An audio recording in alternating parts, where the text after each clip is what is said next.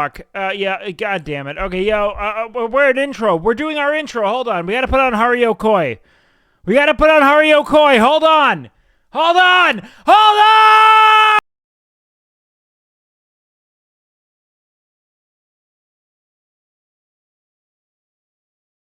Guys, we have to do our intro. What is up, guys? Sorry, we're rushing through our intro now. Hario Koi we do every time. We're not gonna not do Hario Koi. What up, guys? Welcome the fuck in. What a raid. Thank you, Busy. Just be swept away into it. I'm not gonna skip tradition. You guys can fucking deal with it. Valky raid. Isn't it funny that Valkyrie was never on Twitch in the entire time I've been on Twitch? I've never been able to get a Valky raid.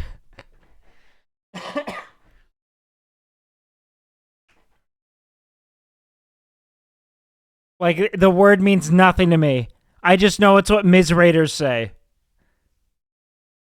Is there a golf meta now? Is that what we're on? Emily golfs, then Miss is like, that's a good idea. I'm going to do that. And now we're like, golf meta. Like, we're becoming so old in real time. We're now collectively on our golf meta. We're like, well, can't farm girls anymore. What about an investment meta next? Stock guy stream?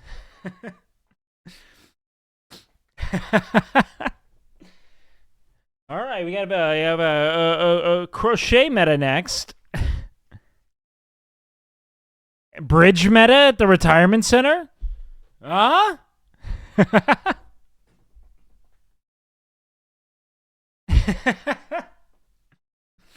Oh, we're fucked.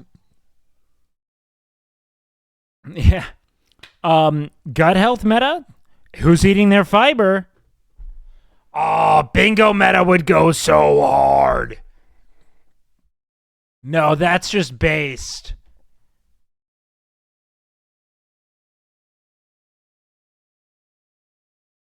Bowling meta? Oh, God. Getting mad at my kid meta. Alright, shut up. Shut up, chat. PewDiePie already ended the bridge meta? Or did he start it?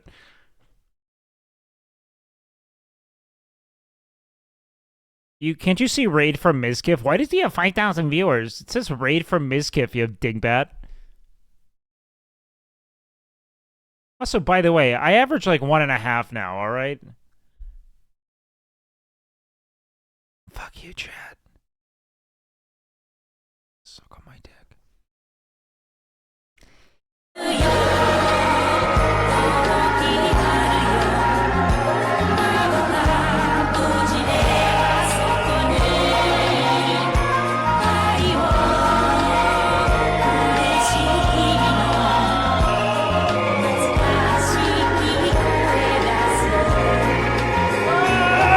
Chat, how we doing? Welcome.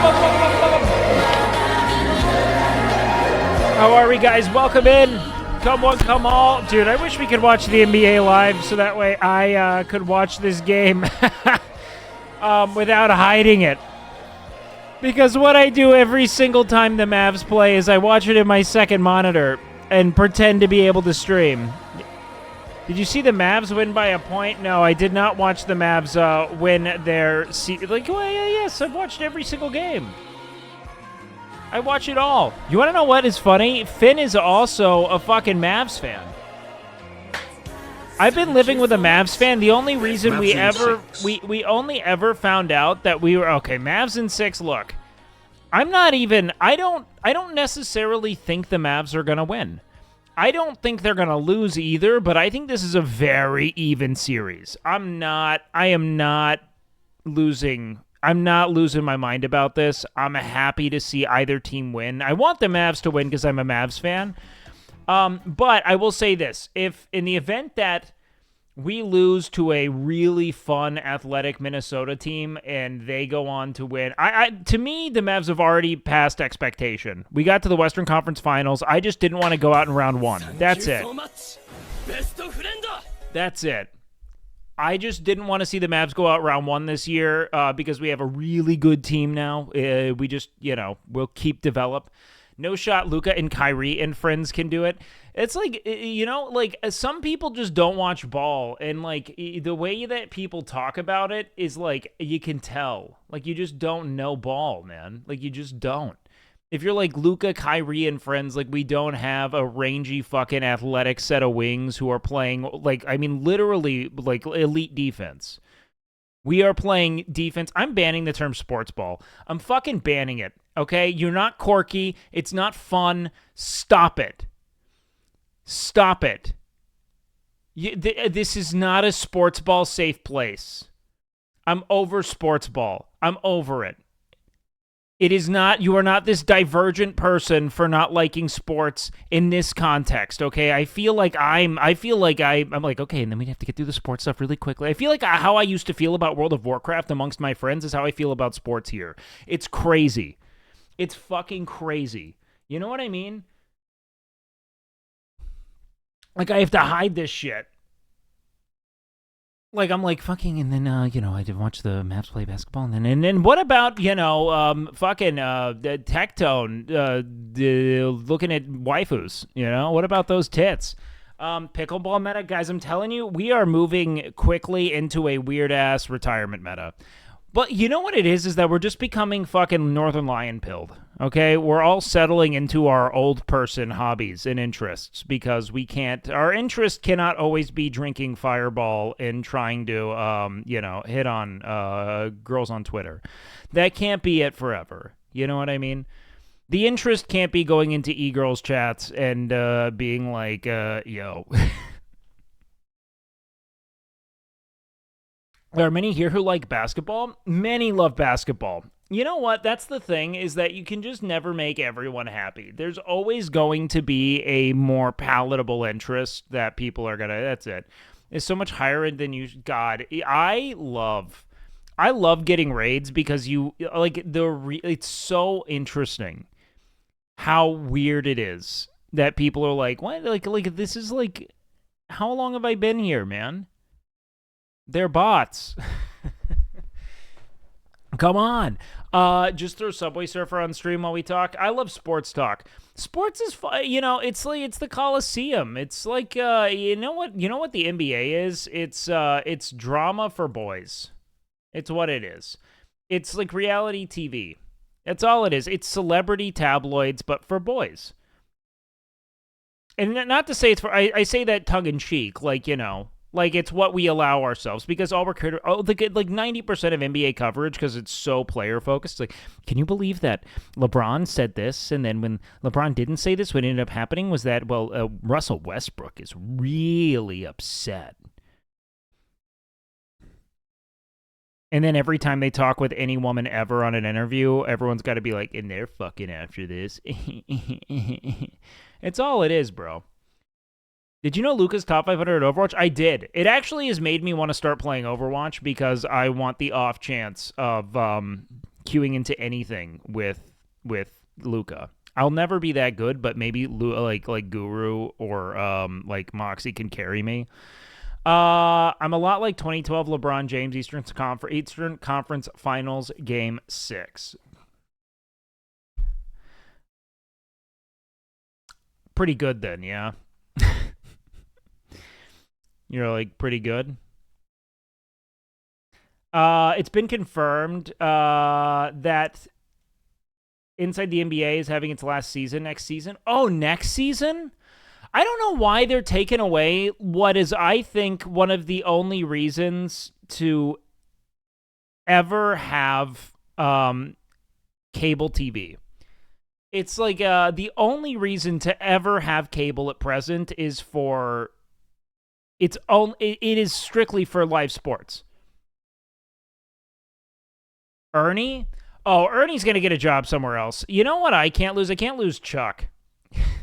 Ernie's probably one of the best like play-by-play announcers in sports. I think he's so good.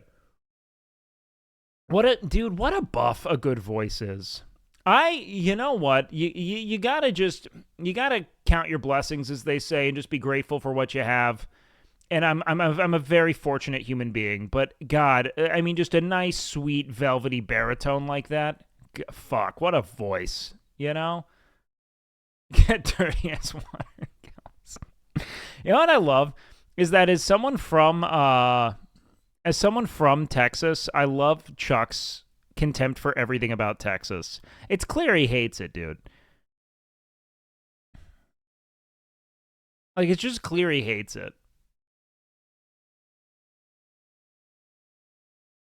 And I don't like it. Like, I've lived here my whole life. I don't care. Japan, Cameron, yeah, I know where you want to be, bud. They have to pick them up at NBC or somewhere. It's a misstep. There's no way those guys go without a job. They're too, like, that is the best team. It's not like they got, like, TNT got bought out. I wouldn't even be surprised if they just tried to purchase the Inside the NBA cast. You know what I mean? Like, why wouldn't you? It doesn't matter if it's on NBC. People will still watch them. They're the power. It doesn't matter where they're at. I don't know, though. Maybe that's like a stipulation because I don't know who you're going to put in there. Fucking Draymond Green and Austin Rivers. Ernie said he won't leave TNT? They're not getting basketball games, though. What the fuck are they going to do? Please no Draymond. I think Draymond's funny. I think Draymond's funny because he posted his cock to Snapchat, and that's just such a rookie mistake.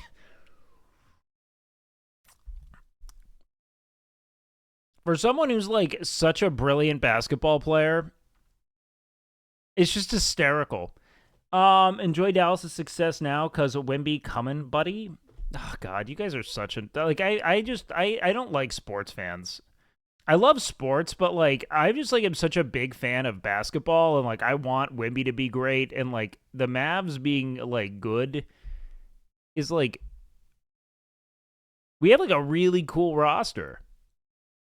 And, like, just because Wemby's going to be great doesn't mean Luka's not going to still be, like, a perennial top 5 player for the next 5 years. Like, I don't even know where we're going with that. Wemby should have been third-team All-NBA. If a dude on the worst team in the NBA is third-team All-NBA, then something's fucked, bud. We got to affect winning a little bit. Your voice is robotic. I'm just not very emotive. I don't know why. I'm just not. I think at some point the excitement just got siphoned out of my soul and it never came back. You know what I mean? Luka will get the Mavs at least one like Dirk did. I think so. I mean, there's no reason why the Mavs can't win a handful over time. I think they could at least win 2 to 3 over the course of the Luka tenure. Unless he leaves early. He doesn't strike me someone who wants to leave. But I wouldn't be shocked. I just don't think I don't think that the NBA is like it was when Luka or not when like Dirk, for instance, played at a discount for like all of his fucking time in the NBA. It's just not going to happen. I thought your real voice was NBA. NBA first team all defense had 4 centers and 1 guard. I mean, that's how we look. I think a lot of the all defensive and like accolades in general, they're just all so stacked in the direction of press coverage and media narratives that like the big people who get the blocks are going to be seen as the DPOY. European stars seem to stick around the team more than their American counterparts because I just don't think they have the same I don't think they have the same kind of like cultural fixation on like being a mega celebrity. They're not propagandized like American players are over the course of their entire lives of like what it means to be a valuable person and how that means like driving this car and living in this house and fucking these women. I just read NBA Circle Jerk. I don't actually watch basketball. I shit you not. That's probably better. NBA Circle Jerk is like peak meme culture to me. It's so funny. Or at least it has been historically. It's kind of fallen off. You got the game pulled up on the other screen? Yeah, I tune in every now and then, but I try to avoid it as much as I can because this is a really bad day, actually, to get a huge raid because I fully intended on mailing it in today, watching this game on my second monitor and getting really upset because it's a game 1 and we don't win game 1s. That's it. Where do you watch the game? On TNT, obviously. think I'm gonna start fucking talking about. I think I'm gonna talk about my fucking not illegal link I use. Would never do that. God, he watches it on meth. The raid can watch too, dude. If I could watch party this, I would. But it's not as palatable as something like fighting, right? Like fighting is the ultimate sport, and no one cares. Like I hate to like denigrate everything else, but it's like Counter-Strike in a way. Like you immediately understand what's happening the second you look in. What is pickling games? Does it say pickling? Or are we struggling with words? Well, sure, other sports are just a proxy for fighting. Yes. But well, fighting with different skill sets. It's combat. I wouldn't say it's a proxy for fighting. Maybe in some sense, but they're all they're a proxy for I mean, it's competition. It's trying to best someone. Is what they're going for. I just want to watch people get thrown around. Yeah, that's fun. Basketball is a dance. Ugh, yeah, it's a fun game. I'm not gonna get caught up in the rigmarole of it. Oh my God, Weak Paul with the 20. But look, I'm undefeated in this jersey, knock on wood. So I'm just gonna keep hoping that something good comes of it. I don't know if something good will, but I haven't lost yet since I bought this. And by I mean the Mavericks, because I do that thing where I assume I'm a part of their success through some kind of like arcane ritual.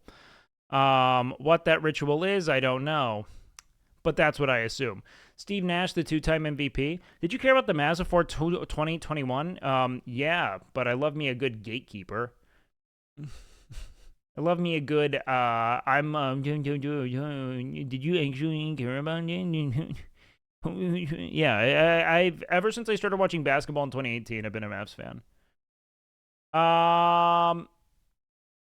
Well, that's the fun of being a fan of anything. It's kind of like a tribalist thing of being like my thing is better than this thing. People are very competitive, especially if they lack the ability to compete personally.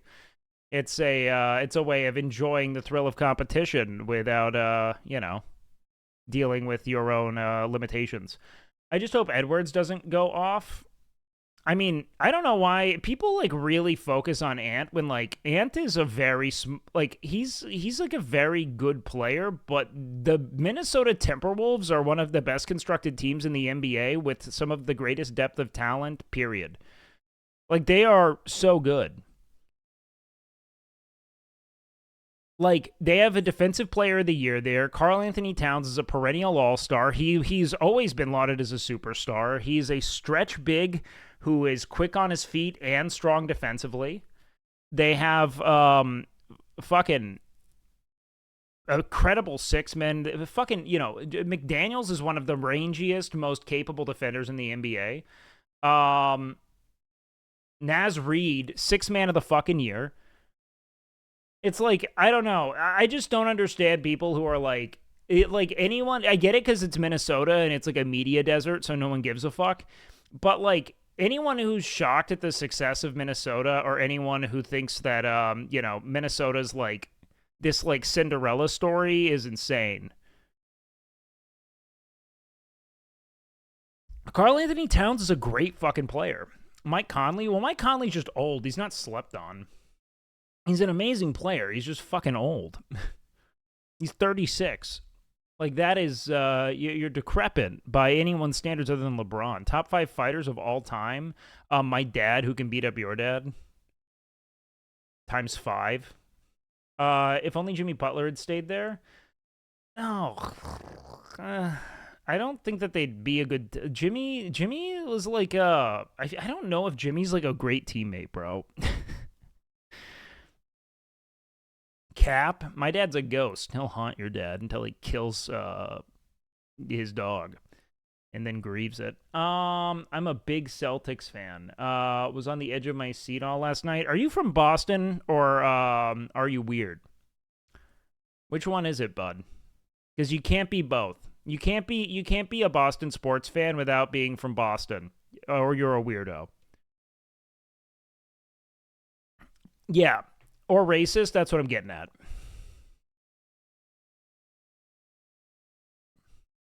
It's funny. I was listening to a podcast today talking about the Celtics, and they were like, they haven't been playing well. They don't play well at home. I'm like, well, yeah. I mean, look, they only got one white guy on the team. They're not even rooting for him. They don't. What do you mean? The Celtics is my home team, and I don't really care to watch. Yeah, it's fine. You could definitely be from Boston and weird. In fact, it's quite common. Oh, sorry. Those aren't mutually exclusive. I'm saying that you can't be a Boston sports fan and not be from Boston and not be weird. Hop off our cock, Texas. I can drove to Boston faster than I can the north part of my state. We have nothing here, and I don't even like sports. What? Are you upset about being from Boston? It's probably not your fault. Minnesota impressed me. Down by 22 and Denver won. Yeah, I mean, Minnesota's got grit, dude, but these crazy comeback games and weird swings have been so pervasive through this entire postseason. It's been crazy weird. Celtics number 1 in the East, baby. Yeah, that's like me being like, I'm number 1 in my fucking 6th grade basketball league. Like, yeah, dude.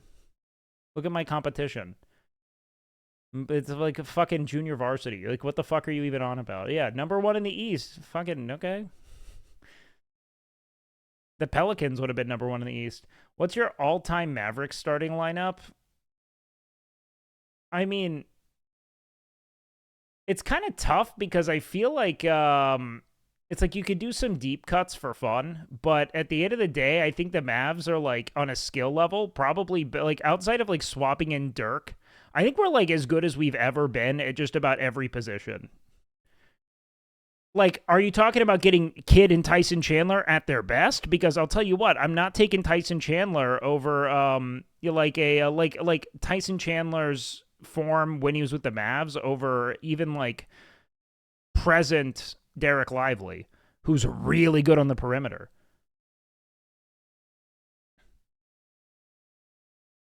Derek is so much better positioned for this. It's insane. Nash, Kidd, Dirk, Luka, Chandler.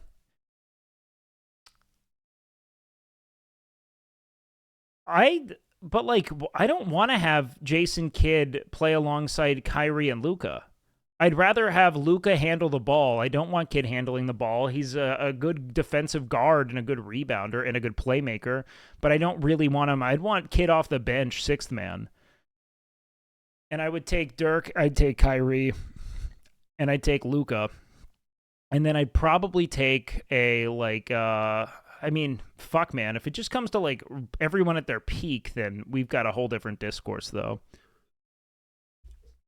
You're taking the Jet over fucking Kyrie Irving. Like, come on, dude.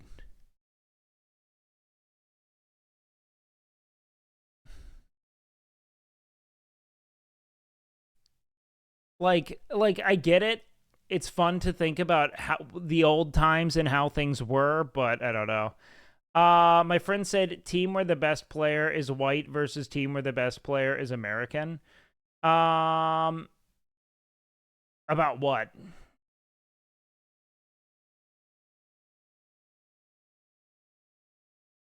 I don't even understand what that is. The Mavs game? That's how he summarized it? There are a lot better ways to look at it, but yeah. That's definitely probably, I would say it's like the prevailing media narrative. But again, that's just like the annoying thing about classic racist Wake. Yeah, I do hate white people. I've delineated that many a times over. I'd use the word, but you know, Twitch put the muzzle on me.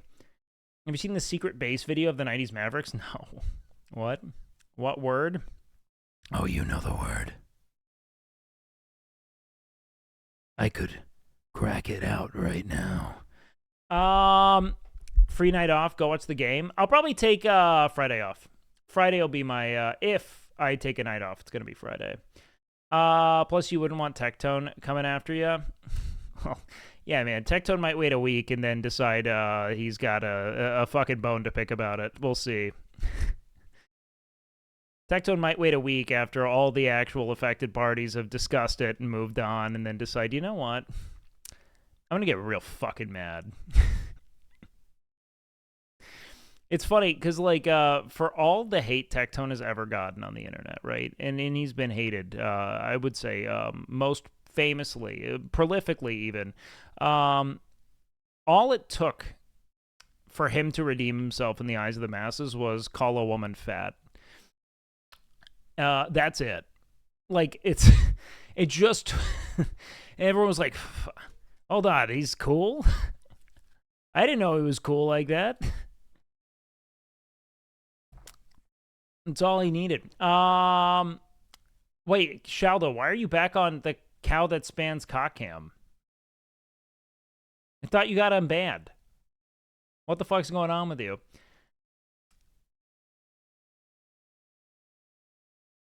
Can we see what you're referencing? No, because then I have to actually give takes on things, and I just don't want to.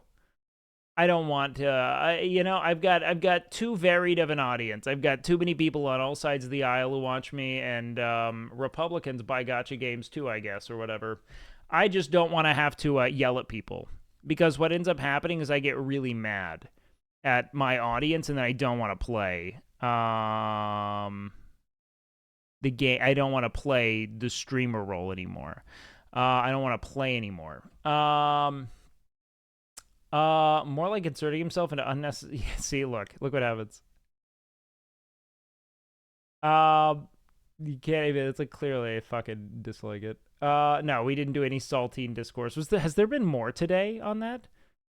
Play Manor Lords? No, but Manor Lords. Okay, I'm gonna admit something to you guys. Okay, that I didn't want to admit, but I have to because it's only fair. Because you're gonna find out eventually. Okay. I played at least another hour or so of Manor Lords last night.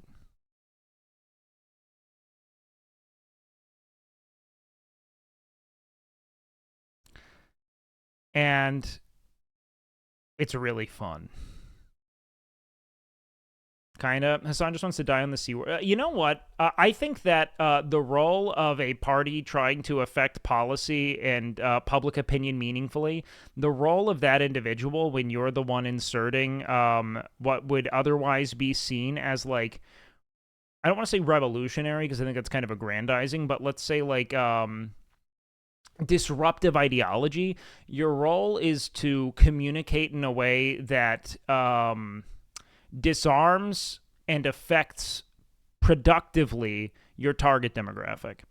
And so if there are words that are clearly serving as placeholders for more specific and more productive ideas that tend to upset people, throw that word away and hone in on what it is you're communicating specifically. It's super simple to me. I think that, now, I'm not on your team, though. People who are like, it's okay to be racist to white people, I guess. Well, it's like, it's not racism in the sense of, it's like, at most, like a really poorly conveyed frustration with privilege and where power lies systemically, and that's it. But I understand the like, why is this? Yeah, I just think it's it's poor discourse to be using phrases that target something like the color of someone's skin when you can be more specific about the privilege that you're identifying. I don't care about the difference between prejudice and racism. I think it's silly that we're even splitting hairs about it, to be honest with you. I just think that it's a way for us to, like, exalt a certain kind of prejudice that I think doesn't necessarily need to, like, if we just talk about the actual, you know, let's say, systemic realities of,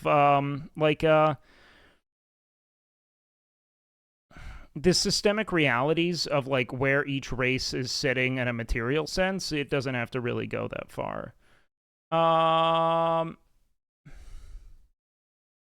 Like this whole thing coming from Frogan saying that Ludwig, you know, donating 10 grand and then being like, I don't want to upset anyone who watches me, so I'm not going to do a charity stream, is a cracker ass take, which is what she said. is her being like, oh, so he's conveying that based on who he is and who he appeals to, he can afford not to take stands on things because he's not directly affected by it. He's essentially, she's conveying that there's a privilege that he's embodying. That's it. You know, now that being said, just say that. You know what I mean? That'll always be more effective.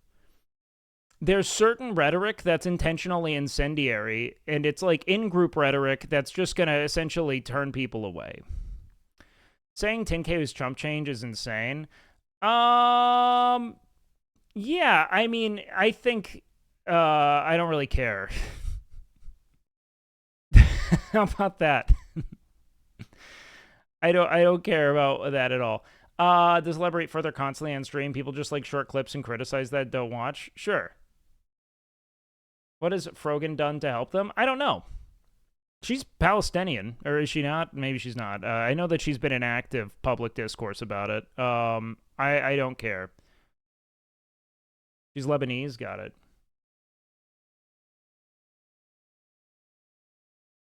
So, I don't care.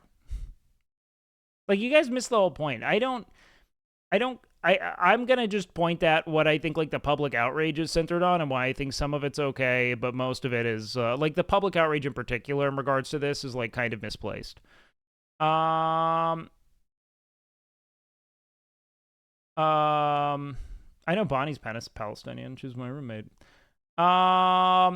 Not everyone has to take themselves to the forefront of being a social justice warrior without being in support of people of color to well take. Well, that's the thing. Yeah, I'm not saying that you're wrong. I think that she is conveying a frustration with a privilege that a creator seems to have. And I don't think that it's super productive, frankly. I don't think that you're going to meaningfully influence someone by, condemning them for not supporting your cause in the ways you would want someone to.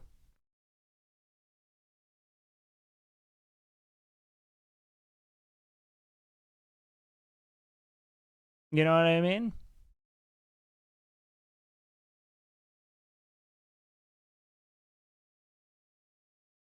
I think Ludwig had essentially publicly declared what he believed to be the right side of that issue. He said he put forth money to it, but that he's not going to center his content around it because, frankly, that's not what his job is.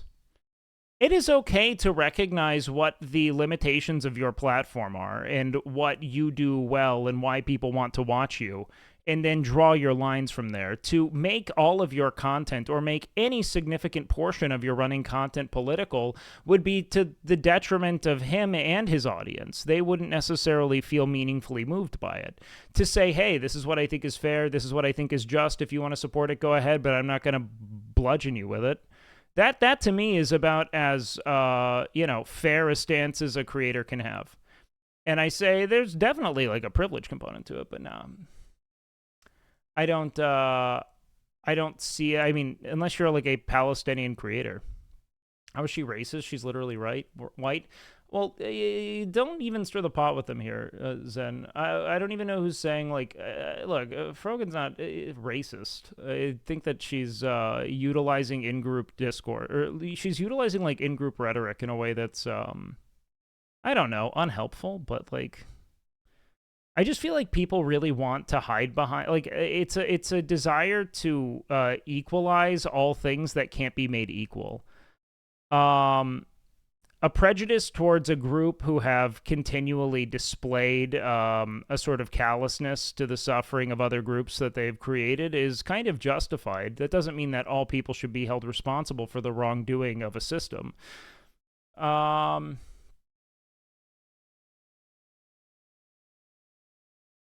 wow. This spam is kind of annoying me.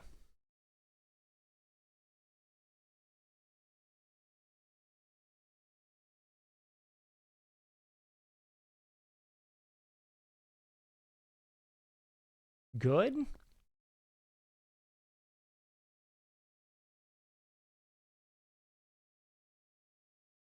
I'm about to start fucking banning people from my chat. Fuck you guys. We are protesting? Yeah, look. I think a lot of Miz raiders and automatically taking Tecton has been cited because of OTK loyalty. No, I mean, like, it's important to talk about. Look, we have people in here. I want to, like, why not? Of course, people aren't giving Frogan the benefit of the doubt. She's a woman and visibly... See, this is where we're going into, like, yes, I don't think you're wrong, but we have to find other ways to break down people's intrinsic impulse to see otherness. Like, it's just so...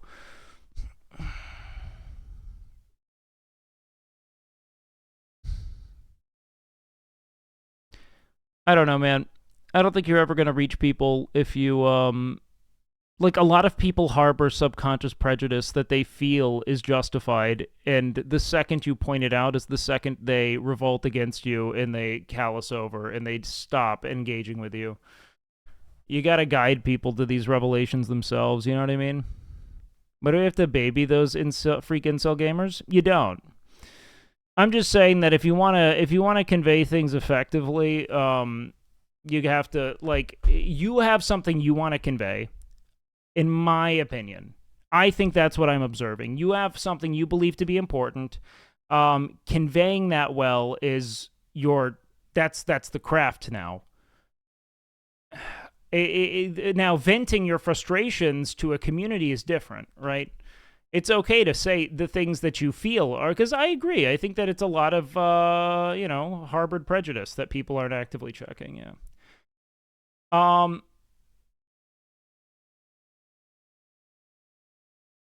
And then the other end is defending her without exception because she is a woman that is Muslim. I think that there's just a lot of tribalism when it comes to where you stand in, like, the political discourse. That's it. It's obvious Tectone considers Muslim non-white by default if he was offended, because there's no reason a white person using that word should piss off another white person so much. Yeah, it could be the case.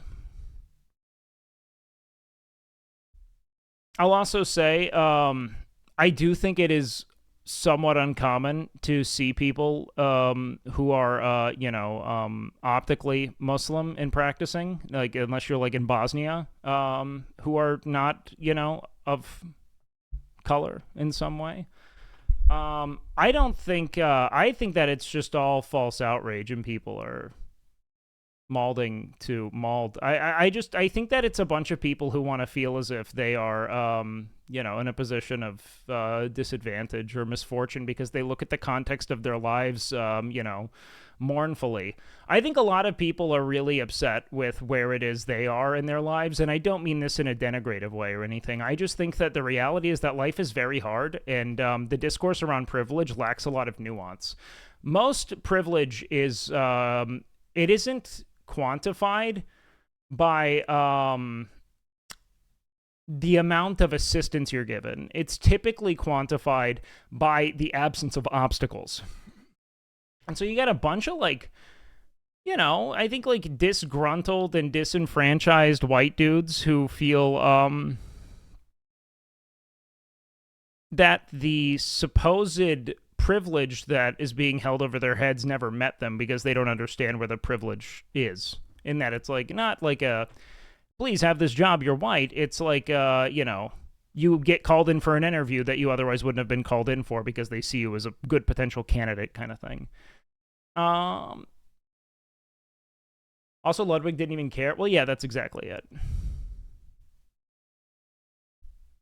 Miz could beat Emily by a score of 131 to 136. You think you could beat Miz? I've never played a game of golf in my fucking life.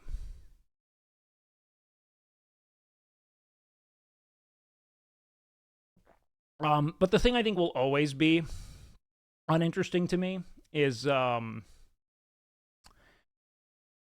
and this is something I will continue to stand beside regardless of where it's taken, is that the second you make someone's physical appearance the target of your scrutiny when the issue you have is with an ideal that they hold, you are a fucking insufferably self-important piece of shit to me. In that moment, and I will continue to, I think that's why also, by the way, if you're not expanding, like, there's no reason to use the phrase cracker ass take when you're trying to describe a frustration with what seems to be privilege. I think always be more precise with your language because that's your role. I also think that Tectone going out of his way to, scald Frogan for being obese is like the most like textbook. It's like just the most Dorito dusted gamer thing you could do. And I loathe it. It's just dumb.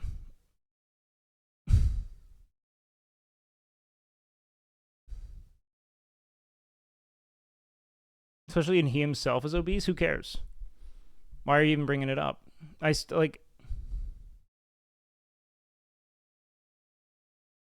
mean, Ferg was talking to our audience, right? Why does she have to be so precise and everyone else can be a vile asshole?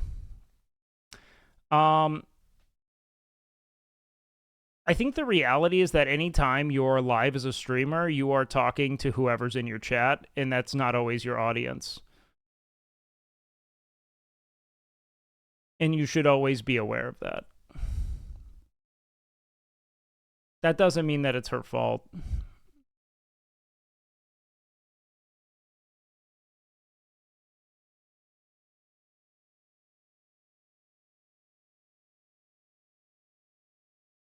You see the last minute of that quarter? No. I did not.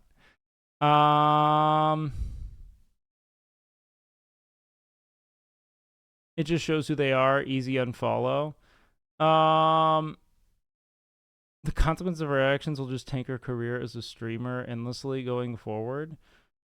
How do you feel about LSF? What do you feel about LSF? Well, I just think LSF is a really interesting ideological echo chamber. Like, I think that a lot of the actual through traffic has died, and that the people who are actually utilizing LSF are really just individuals stemming from, like, kind of like a Destiny Asmongold community at this point who still utilize Reddit as like a primary vehicle for sharing, information and communicating, which is skewing more and more towards like, older, like, or like, I guess like middle ground millennials. It's just, I think a lot of that has gone elsewhere. I think that the cracker discourse is something that makes me want to gouge my fucking eyes out because I'm not in a both sides camp of this. I just I'm a big fan of effective communication, and I feel as though a lot of that mark has just been missed. I don't think it is interesting or important to criticize an ideal by commenting on an element of oneself that that person cannot change. Like, I will never believe it to be effective rhetoric to like hear someone say something and then say like cracker this, cracker that, because you're taking an element of themselves that they cannot change and making that reason for invalidating their ideals. And it's silly. However, if any of you people who want to feel offended by the word or believe that it is comparable to other slurs that have been used to denigrate disadvantaged populaces for centuries, if any of you want to make any kind of equivalency or feel as if you're personally offended, I think you're fucking wrong. I think that you're yearning for something that makes you feel as if you are the target of some kind of systemic disadvantage because you loathe the context of your life. And I get that. Most people are pretty fucking underwhelmed with the reality of their being. And I know it sucks to be told you have some kind of privilege or advantage that you don't sense you're reaping, because the advantage exists more in like a negative space, right? Like, it's like these small obstacles that you don't understand you're not going up against. You know what I mean? Look, the worst thing you could be is poor. I'll say it time and time again. The worst thing you can be is poor. But I think that the internet's, like LSF's obsession with trying to create equivalencies across all kinds of prejudices with no concept of like the historicity of those prejudices or the nuance of how it is someone can be affected by those, experiences is like really grating to me. You know what I mean? like being like all racism is bad, and it's like I just think there's a big difference between calling someone the N-word and getting frustrated at someone who seemingly doesn't feel the need to support disadvantaged populaces in the ways that this person wants to. I'm not going to say that she's correct in every way on this, right? But to be like, this person doesn't feel as though they have to support this disadvantaged group in the same way I feel as though I have to. And I think that that's indicative of a privilege that's unique unto, more like, successful white content creator, right?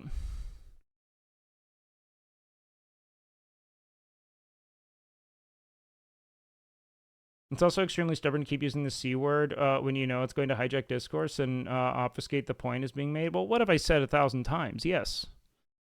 As someone lives in poor white areas, I feel a lot of them forget. Yeah, the worst thing you can be is poor. Yeah, of course. Look, if you're fucking, like, east of Detroit, like fucking trailer trash as a white person, you're going to be miserable and you're not going to see those privileges because they manifest in really specific ways. But there's an undeniable correlation between race and wealth in the United States based on a lineage of owning a group of people and using them to labor for the wealth of your estate for like centuries. You know what I mean?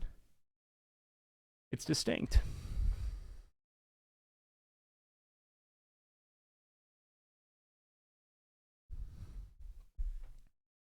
Isn't trailer trash derogatory? Probably. I'm using it as like a point of trying to evoke something here. But I also think what you're saying is right. Sure.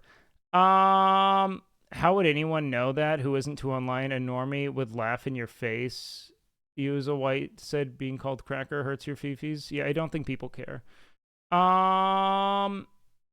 You a lot? Yeah, I'm not particularly focused, and I'm trying to. I mean, how? Just a question. So bad, so mad. How much like orating do you do? How much like extemporaneous discourse do you partake in, where you are alone without feedback, trying to like mine through your brain to find thought, and just like you're just like platforming it without active exchange? Just out of curiosity.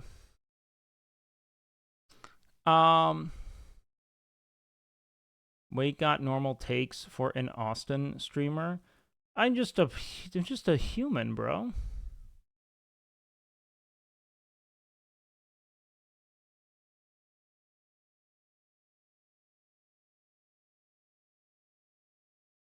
I love the Jersey Go Mavs. Thanks, brother.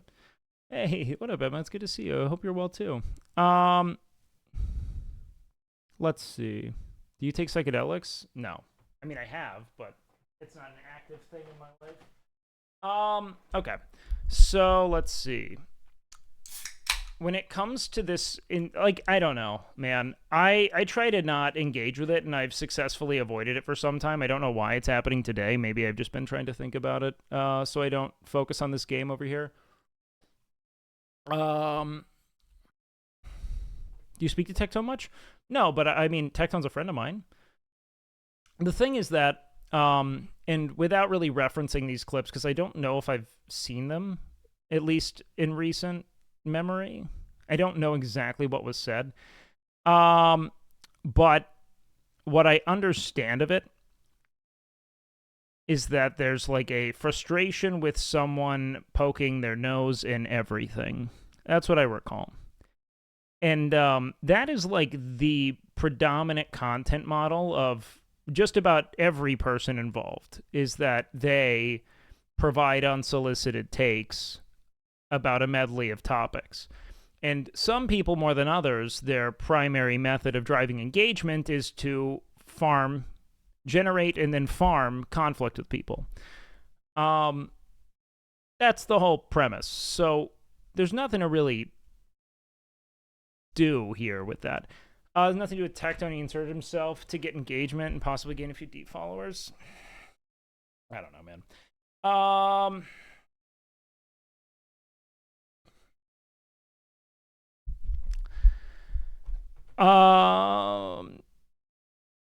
Yeah, ultimately,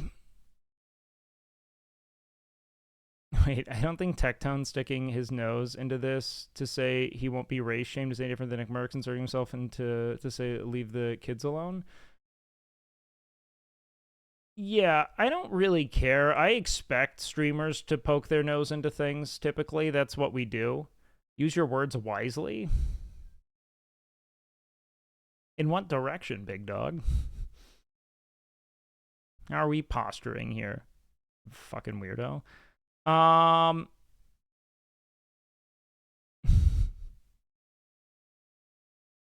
Use your words wisely, bud. I always do.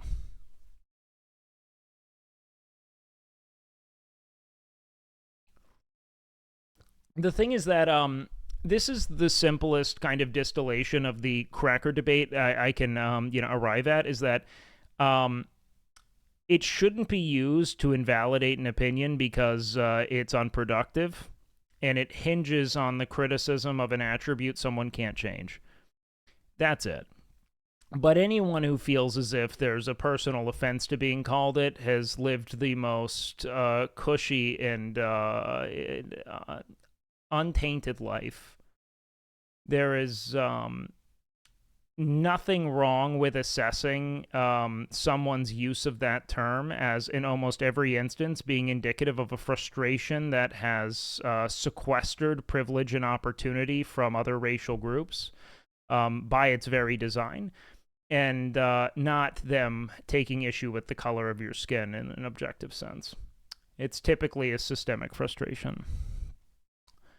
But if you want to have productive discourse, you lead with those thoughts rather than using the crude catch-all term that upsets people. Right? Do you watch any streamers when you're off? I like Northern Lion and Pay Money Wubby.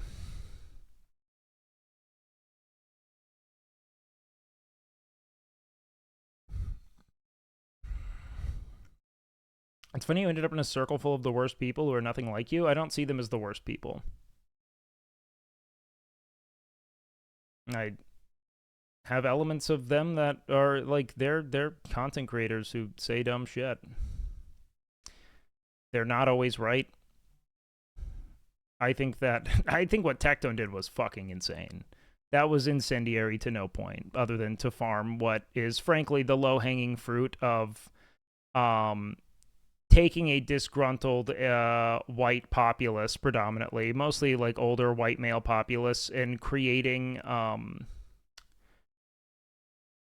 these like nuanceless equivalencies to seem like you know what you're saying sometimes, you know? But I have nothing but love for all the people who I have been nothing but nourished and supported by, and friends identify stupid things and they point it out.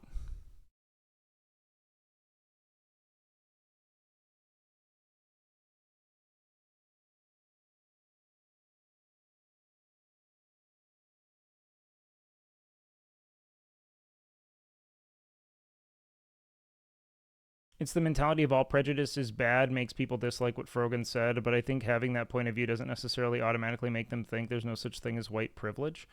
No, here's the thing. I think that whole mentality of all prejudice is bad is typically like a shield, right? Like, you can look at the response, how it's not like a measured, hey, all privilege is bad. It's like reacting to a fender bender like 4 people died is what ended up happening. You know what I mean? It's like the equivalent of, it's like police brutality in a nutshell to me, of like, okay, so there's an infraction, and in context, it's like, yeah, maybe it's crass language that doesn't really, act with precision, right? But like, we don't have to try to like beat them in the streets over it, I see it as like, this is someone like blowing through a red light, and or like rolling a stop sign, and we're acting like they're like, speeding through a crosswalk with children in it. It's just not the same thing. And so I think the fervor with which people respond to individuals like Hassan or Frogan in this instance typically comes from like a a degree of contempt or frustration that they really would like to act on, but they haven't been given reason to do so in good faith.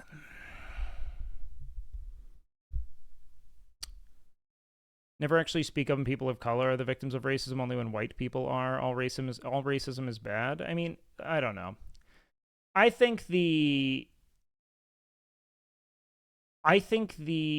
don't defend another race online if you wouldn't do a thing IRL. I mean, I don't know.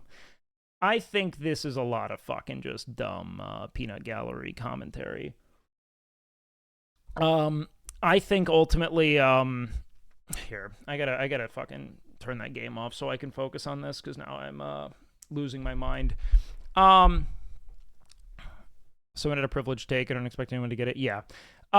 Here's the thing. So there's a specific sect of the internet that is, I think, like, dedicated predominantly towards identifying these, like, holes in logic as they see, and like using that as a way to exalt their supposed intelligence, because they're able to see these falsehoods in a way that no one else is. And I think that they really look for these asymmetries in discourse where, let's say, a woman who is in an abusive relationship also hits the man, and so they want to justify this man like beating the fucking piss out of her. And because, if you can't dish it, if you can dish it, you gotta be able to take it, kind of thing. Like, they love these kind of like, well, why is it any different? Because they're allergic to nuance. They're allergic to, systemic and material disparities between groups and hate. The fact that there needs to be a greater dissection of what's actually happening in order to arrive at a verdict.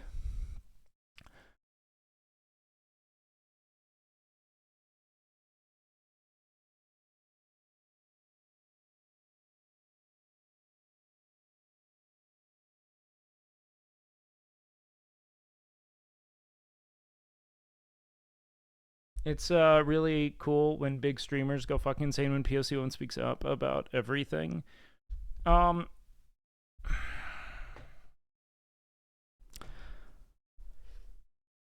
I didn't really intend to talk about this today, but I guess it's as good a time as any. I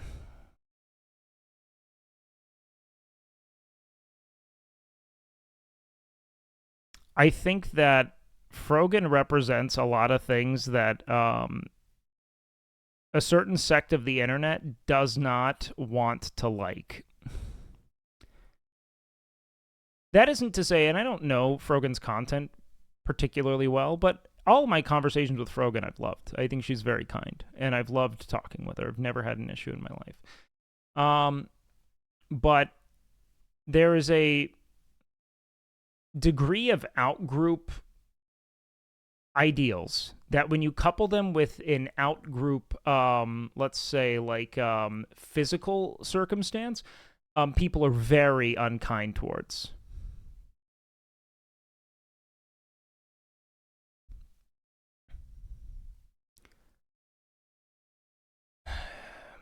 This is how blurry the concept of white is. Morgan is white passing without her Muslim identity, and she's being treated as a POC because people associate Muslim with brown people.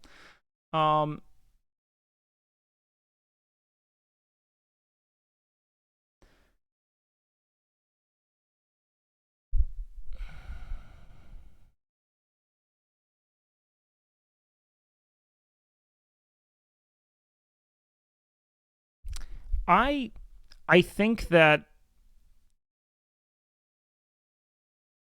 while there's truth to that, the reality is that I think she publicly identifies as being Arab.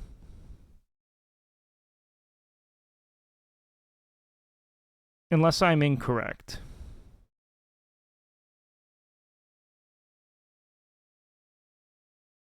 I know you can be Arab and white, but at a certain point, we have to start thinking not in terms of, like, our, let's say, perhaps more nuanced understanding of race and ethnicity as leftists, and think about how it is individuals are going to be perceived publicly based on what most people tend to arrive at. Like, I don't think it's shocking that people think that she is predominantly Lebanese.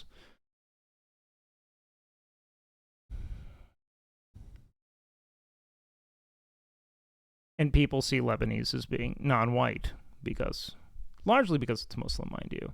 That's why Greek people will probably be seen as white, whereas, people who are Turkish are not, despite there being, pretty extreme adjacency there.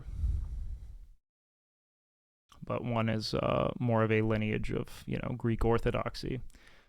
Austin is also Lebanese? Yes.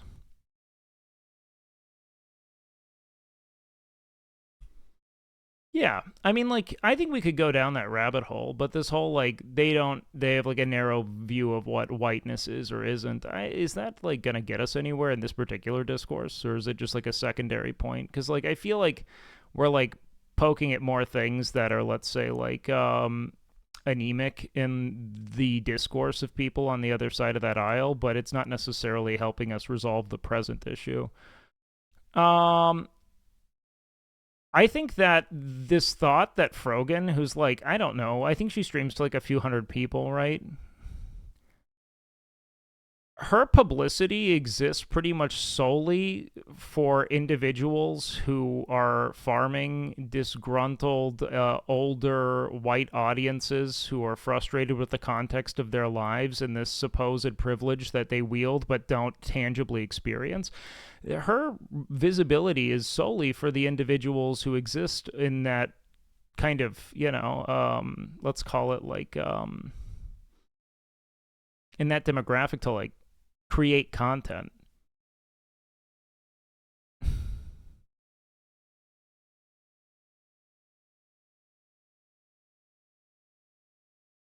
She's not a particularly visible creator outside of the times when people who loathe Hassan want to create content out of loathing Hassan.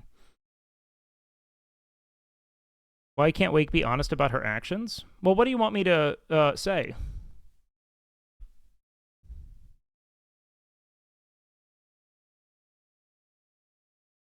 Like, I think that she's a streamer who probably feels as if she's relatively off the radar and within a very closed off and kind of like community driven space.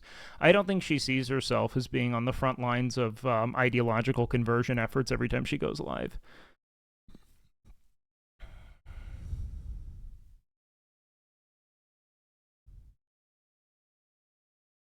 No, but like, what's the thing that you want me to like? What about her actions do you want me to acknowledge? I'm confused. I think I've been pretty open about saying that I think it's incredibly unproductive, but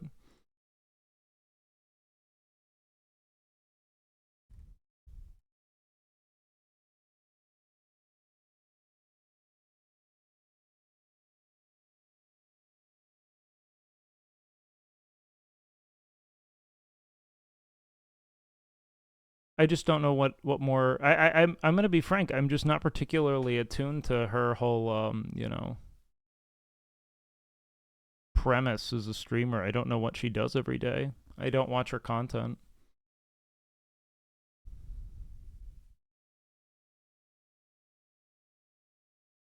I only see her when like Asmin or XQC are reacting to her on LSF.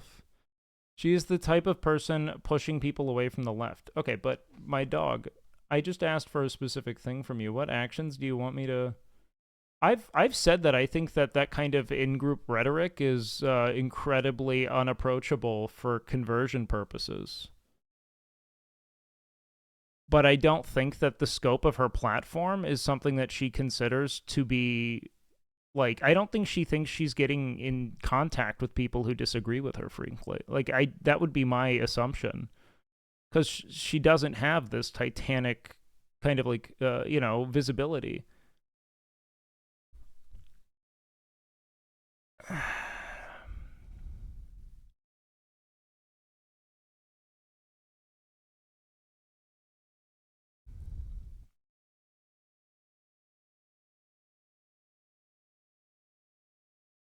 She didn't realize hate watchers stalk her 24/7. She probably is aware to some extent, but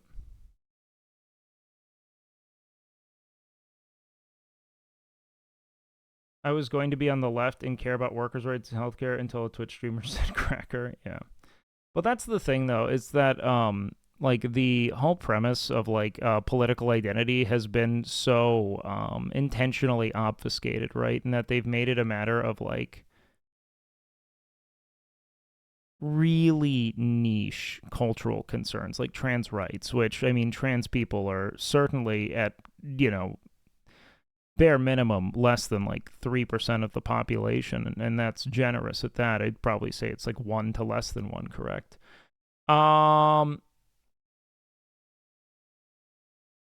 That should not be the line that determines the direction of like the American economy. Do you know what I mean? But no one wants to create legitimate systemic reform because the present systems benefit everyone running for office. It benefits everyone who's being given the nod from the DNC or the GOP. This entire system is just essentially a way of taking tax dollars and putting it into the hands and pockets of their wealthy friends and then making it back after they're, you know, escaping their essential like sentence as political agents. So like, I don't know, man. I think you were all kind of amiss on this. Maybe if Techie didn't have the gotcha community who clowned on him for being white, he wouldn't be so mad. Let's redirect this energy to the gotcha community. See, though, like, what's so sad is, like, Tectone doesn't understand that what he's expressing is the frustration in being a minority group in an environment that doesn't, like, it's not about whiteness. It's about being an outsider.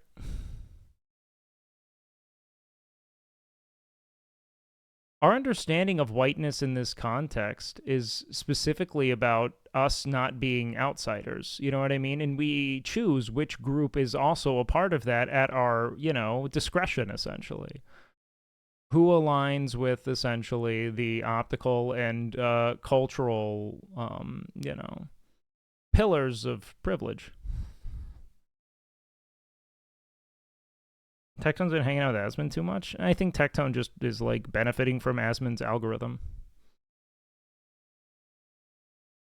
And I think that this is a layup because you get to make fun of a woman for being fat without criticism because she technically threw the first punch in the eyes of the fucking mouth breathers that watch them. You know what I mean? And there's nothing that performs better on the internet, particularly in the Asmon algorithm, than making fun of fat women. There's just nothing that does better. It's the ultimate. For some reason, that's like the peak. That's the peak of like fucking based ideology on some level. I've seen it so many times and I don't understand it. You call someone fat, they fucking love it. It's likely a degree of self-loathing. I've never seen someone who's like, you know, worked to get thin or like understands the human body condemn someone who's actually obese because they understand the mechanism of food addiction, you know? The woke leftists are in here? I don't know, bro. I don't know. See, because, you know, like, as long as you're skinny, it's okay to have your teeth running out of your mouth. It's so dumb. Like, I'm not gonna sit here and be like, yeah, so let's go. Like, do you understand how half baked all of your brains are? Do you get it? Like that. I'm like, hey, we shouldn't be poking fun at the way people look, and then you're like, right. So I'm gonna do that right now about the people who do that because that's how we make this better. No. Dog? No. Anti-white racism is not a thing. Prejudice exists everywhere. What do you mean? Of course, prejudice exists in all contexts. What do you even mean? Wake stays silent when they call people crackers? No, I don't. How many times have I said that it's not effective discourse? How many times? It's like that it alienates people, that it isn't effective at communicating what you want to communicate. Do you watch me? Or are you here to, like, poke and prod?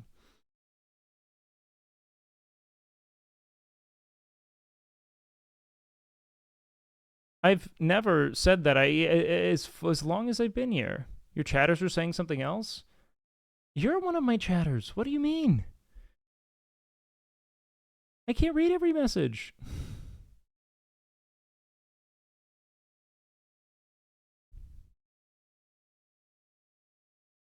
They're saying anti-white racism is not a thing. Here's the thing.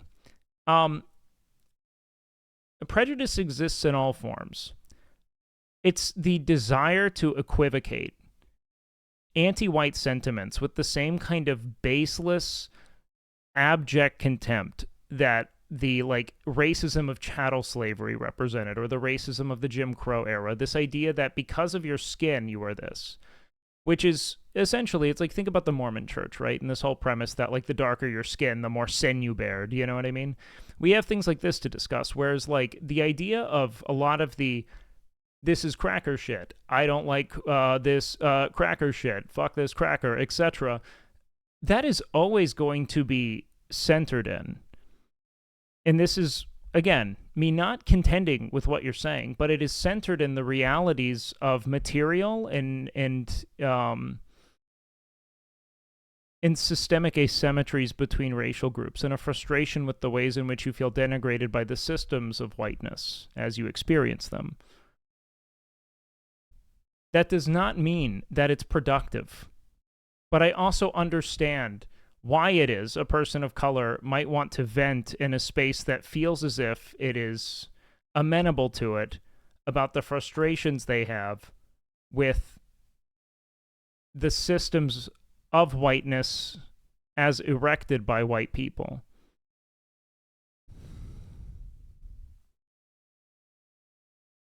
That does not mean that I think the term is productive. I think that it actually muddies the rhetoric of us trying to point out the, hey, there are certain advantages that this group is enjoying that I find to be unjust.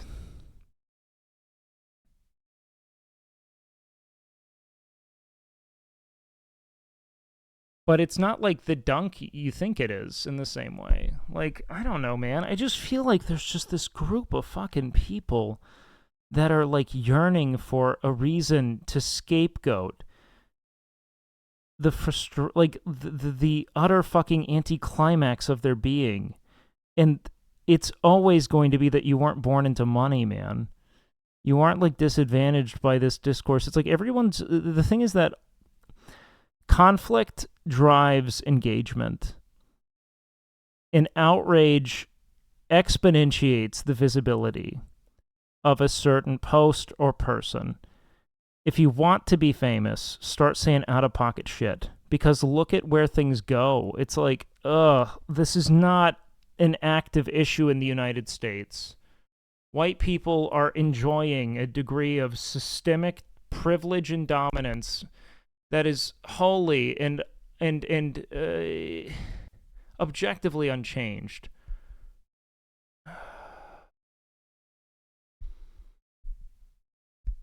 No one's really under fire for the color of their skin if you're white. No one. You might feel like someone is saying something that frustrates you on the internet,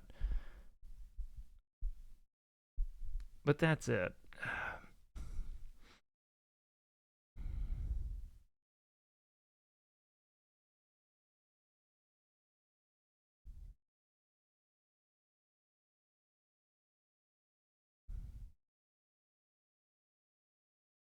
Hey, Ranger Danger. I feel like you realized that you couldn't, like, get further with your, like, pursuit of intellectual conquest with me, so you've, like, moved on to chatters. Guys, I think that the left has done itself an enormous I think that it has done itself an enormous disservice by focusing on, like, the definition of, like, racism, for instance. Like, can we just identify it as prejudice and move on, and then talk about how there are certain prejudices that we can, as white people, also empathize with and be patient with? I mean, like, for the love of God. Like, if I were, like, it's like with women. Like, I don't get mad at women for, like, not wanting to, like, implicitly invite me into their home, because I imagine a lot of them have had really inappropriate advances done unto them by other men. Like, why can't we, like, I'm not like, why is it any different than just inviting a girl over? You wouldn't do this with, because there are distinct experiential differences that people have towards groups based on the systemic and cultural disparities and asymmetries that we have enforced over centuries.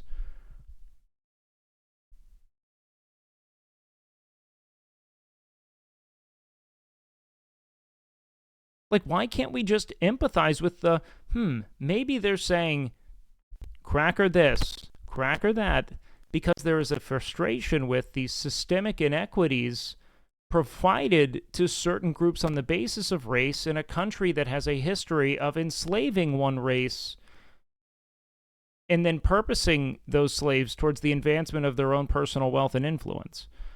And that maybe all the fallout from that system has created contexts that deserve a degree of empathy, right?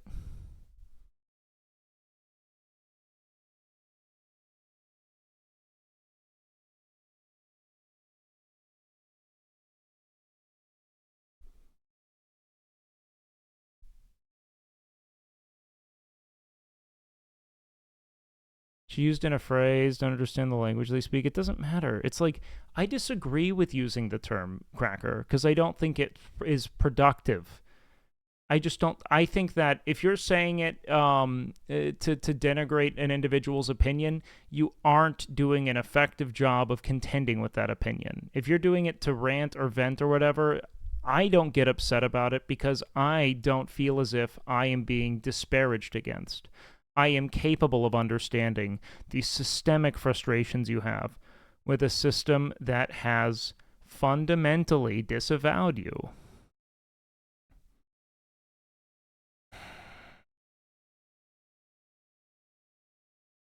Hey, Ranger Danger, quit. Just focus on what we're saying here.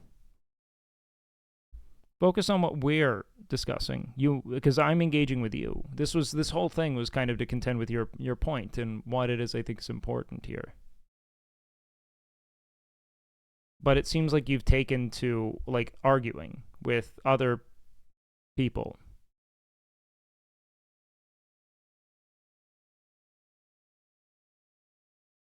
It's a community of many people, dude.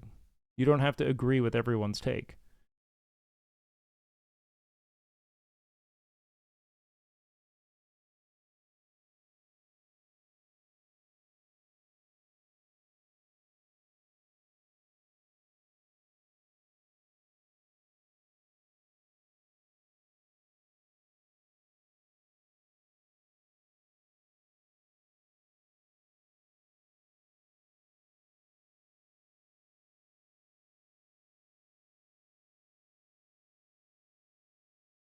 I don't know, bro. Yep.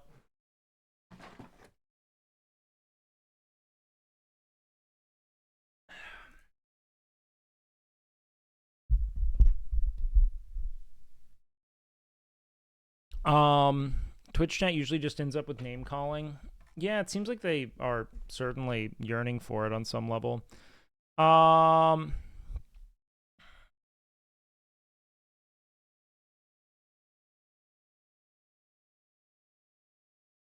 I think being a leftist made me hate politics and stop giving a shit about politics, caring about anything in leftist politics and events. I kind of agree with that.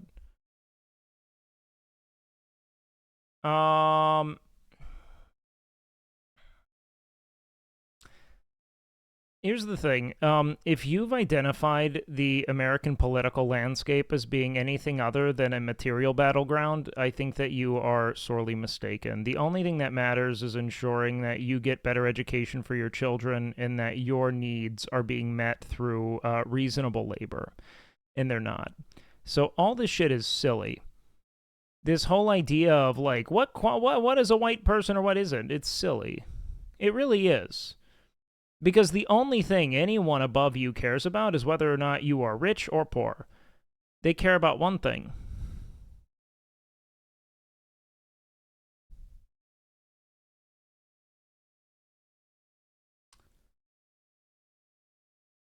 And you're being taken on a loop that's meant to make you align with interests that are not your own.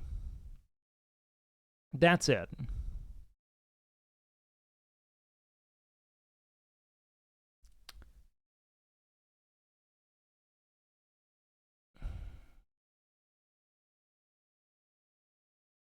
I think, and maybe this is my myopia as someone who's kind of been existing in leftist spaces for a little while now, but I would never take any degree of personal offense to the term cracker because I understand and empathize with where it comes from and know where productive discourse can take place. If people ask me if I think it's a good thing to use, no. Why? Because it's imprecise. It focuses on something that is beyond someone's control to focus on something, to criticize something that is within someone's control, which is essentially how we're structuring a society.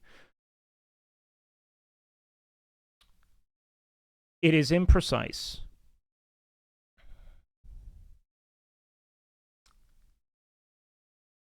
With that being said, this person said this word, so now I'm gonna do the thing that every fucking disgruntled and disenfranchised fucking Dorito dusted white dude at their computer wants me to do, which is call this woman fat, is silly. I think that you did that because you think it's a good dunk and you know that the, edgelords of the internet love hating fat people. I think that it's a lot of people who have internalized a moralism about your. They also attacked her religion. I mean, did Tectone attack her religion? I'm just referencing the Tectone thing. I don't know what's happening.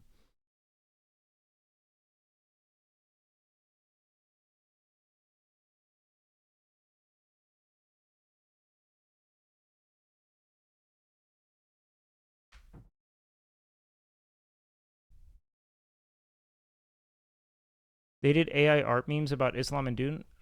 Look, I'm just commenting on the things I'm aware of because I can't go about condemning entire communities of fucking weirdos. I just like I'm not gonna sit. I'm just talking about what creators have said.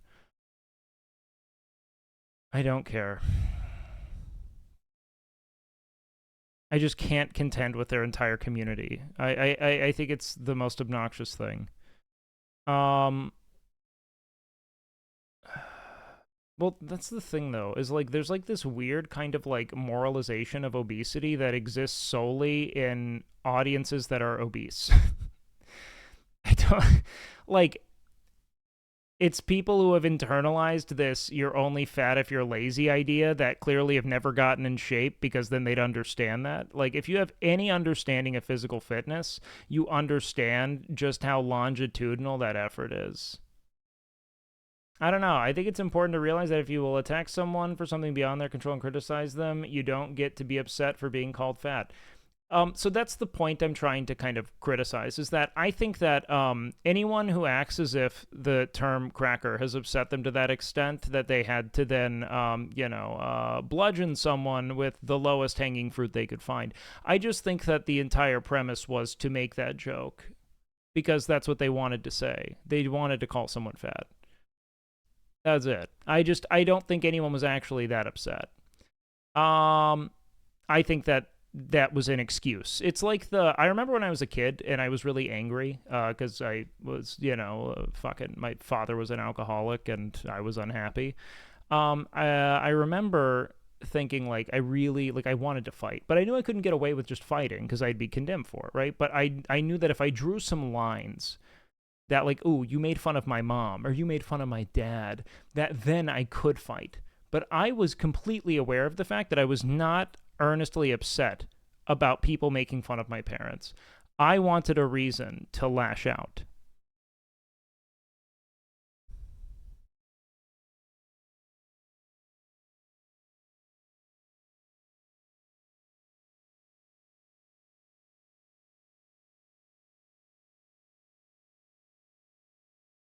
I think that it was I want a reason to lash out. And that's why I disagree with it. Is it fine to say all the things outside of that? Yeah, but I think that actually going about like you aren't helping a problem. I think that denigrating someone's position on the basis of how they appear is always going to be uninteresting to me. And I think that it is counter to the evolution of discourse. It's counter to even the thorough communication of whatever your, like, central fucking thesis is. And I don't care.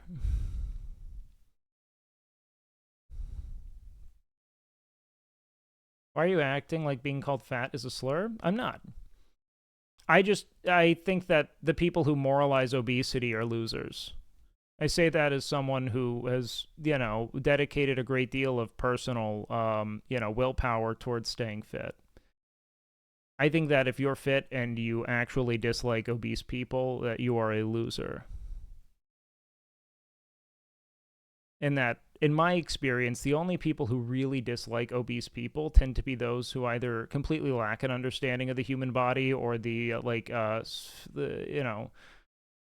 let's call it like physiology of food addiction. I think that they're just not empathetic people.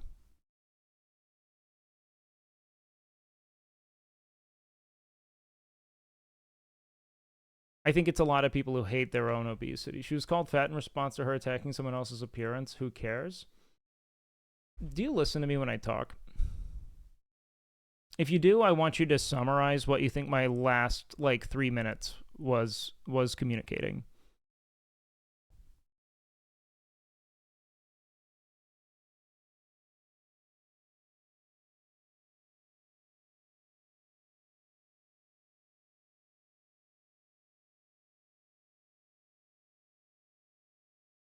I will actually wait for you to write that down.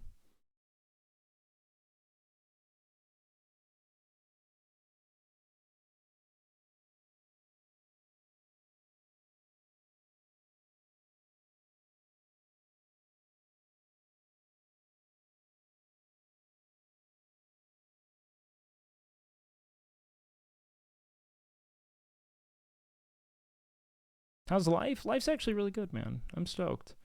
If you could experience any game for the first time, which would it be? World of Warcraft. World of Warcraft Classic 2004. I could do that over and over again. One of the best experiences of my life. I'll never forget that. Something about calling people fat is bad because it's not someone they control. Okay, so you don't listen. There's literally, I never once did I say it was something beyond someone's control. I'm saying that moralizing obesity is a weak position because it lacks an understanding of how obesity occurs, which has been my take for some time. But moreover, what I was saying wasn't that. It's that to be so offended at being called a cracker would require you to have what I think is a fundamentally bad faith position towards the word. Especially if it then feels as if it justifies just being cruel to someone.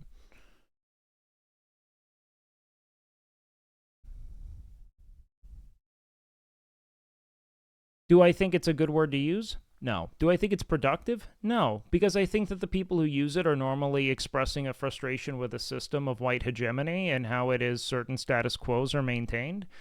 And I don't think it's why are you saying people are so offended? Cracker and fat are on the same tier of name calling. I'm not even saying that though. That's not even a part of what I'm discussing.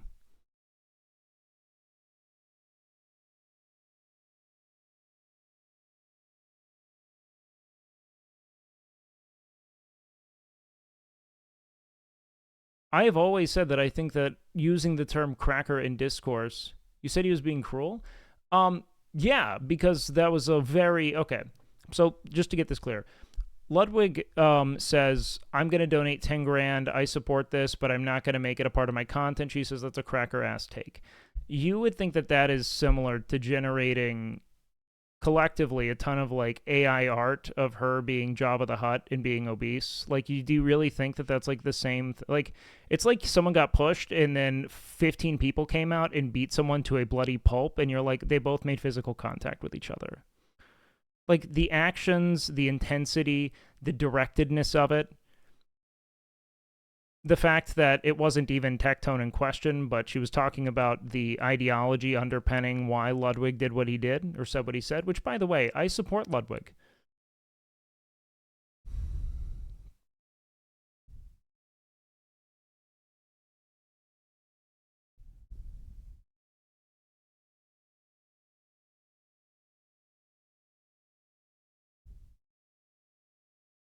Dismissing a 10K charity donation like that is way worse than being called fat. Okay. I think you're missing my point. You want to create hierarchy, and that's not really what I'm trying to do. My premise is that, one, I'm looking for an excuse to use the low-hanging fruit of this bitch fat, which is one of the oldest jokes of edgelord internet consumers. Like, that's really it. That's what they love doing. Because she criticized the take of someone, which, by the way, I support Ludwig's take. I do. Do you understand?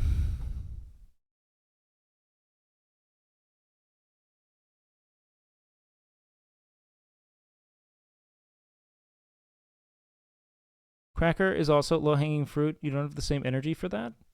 You'd really miss the point. I've said 1,000 times that I don't think it is Bullabomb. Haven't I said this? Have you not heard me?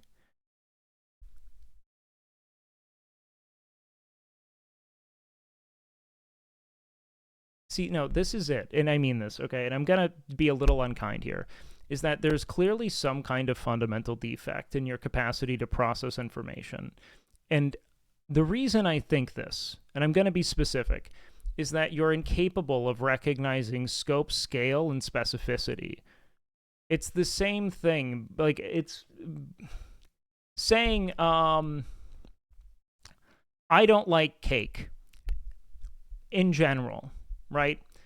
And then someone's serving you a cake for your birthday that they made for themselves, and then you're like, you fat fucking cunt. How could you cook me this dumb fucking cake, you dumb bitch? I hate cake, and I hate this cake. This cake tastes like shit. What did you put in it? Did you put literal dog shit into this? It's this, and then the like 6 friends come out and they're like, you fucking dumb whore. How could you make this fucking cake so fucking bad? You know?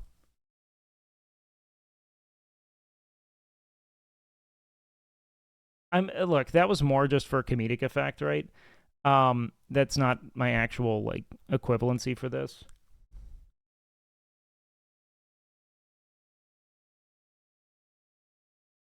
But the premise is the scope, scale, and specificity with which Tectone attacked Morgan for Morgan, like, you know, I think using really imprecise language that I don't utilize, right, over something I don't think was bad, which was Ludwig giving money for a case, making it publicly known, voicing his support, but not making his content about it. I just don't think it's equivalent.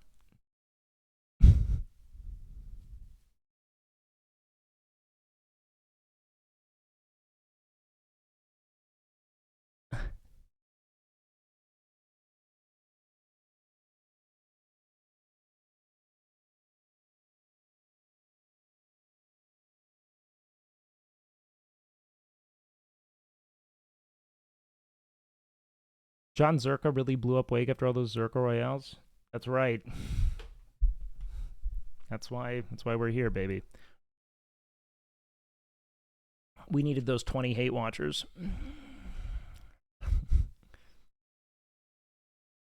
Techie was being weird about the C word. Frogan was being weird about Ludwig. We're just chatters.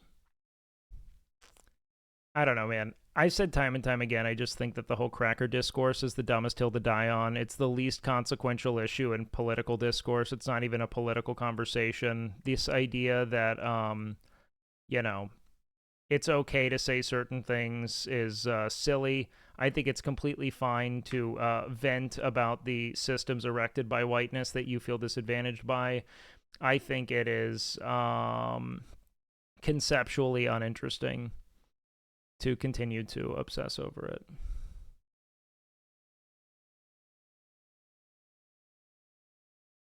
Can someone explain what reverse racism is? It's an imprecise term. The dismissive energy is cringe, then you pearl clutch over the word fat. I don't pearl clutch over the word fat. What I see is someone who knows that it's going to be good for him to call someone fat, so he does it. Not because he's frustrated, but because he knows that it will endear an audience to him. That's what I see.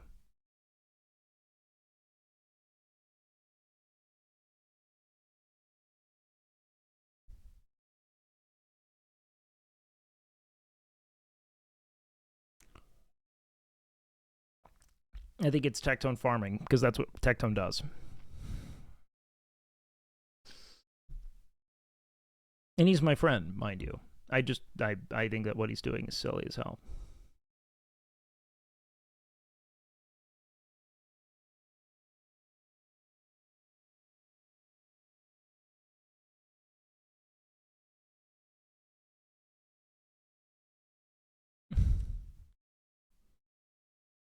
I don't think fat's a bad word. I think that the people who moralize it are losers. That's it. Because there's no justifiable, like, end to it. You know what I mean? Like, unless, like, fat people beat the shit out of you and they were like, you're this little skinny fucking twink bitch. In your entire life, you were bullied for not being fat. Because the whole world is fat, and they're like, you're never going to be fat like me, you fucking loser. You know what I mean? Like, do you not get how, like, an entire lifetime of being messaged that beauty is whiteness and whiteness is ideal, and then, like, not being, like, maybe, like, a little frustrated at the, like, hegemony of, like, whiteness as a concept in your life, and being like it's like, you're not threatened as a, I've never been threatened as a white person by the use of a term. I just think it doesn't help. I just think it loses its oomph. I think it falls flat in discourse.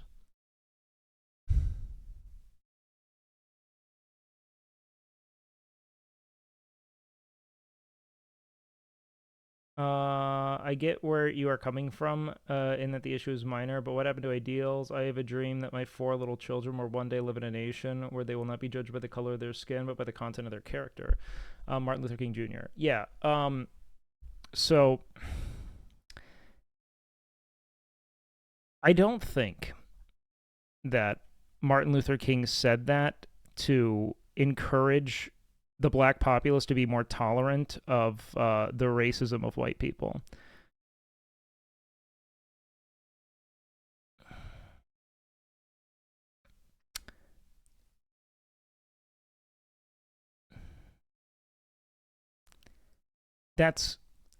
I'm going to go out on a limb. I don't think that the reason Martin Luther King said those words in that sequence was to tell black people to chill out a little bit. Okay?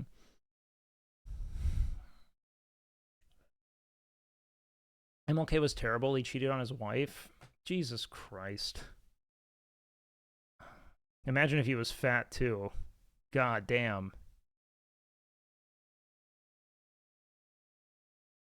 This is what I'm talking about. It's this desire to take things that are wholly inconsequential to, like, the content of someone's character and make it the that's not really inconsequential, but to, like, invalidate something that is otherwise, like, significant. Like, I don't know, man, like trailblazing the civil rights movement. Well, apparently he only wanted equal rights so he could date white women. Awesome. Then it worked. And I'm stoked. Because now I can date black women.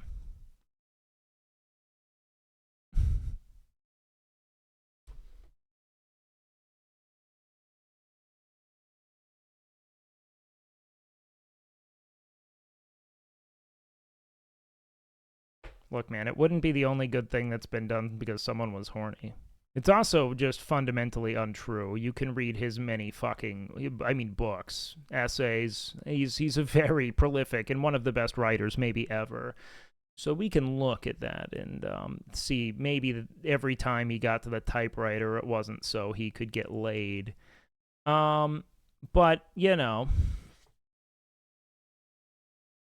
I don't know, man. I mean, like, why? It's just, it's so odd, man.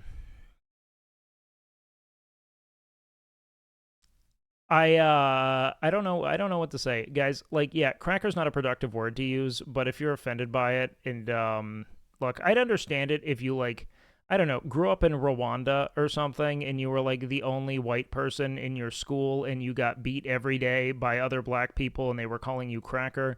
I'd be like, man, your experience of being marginalized on the basis of a minority identity is really challenging, and I feel bad for you.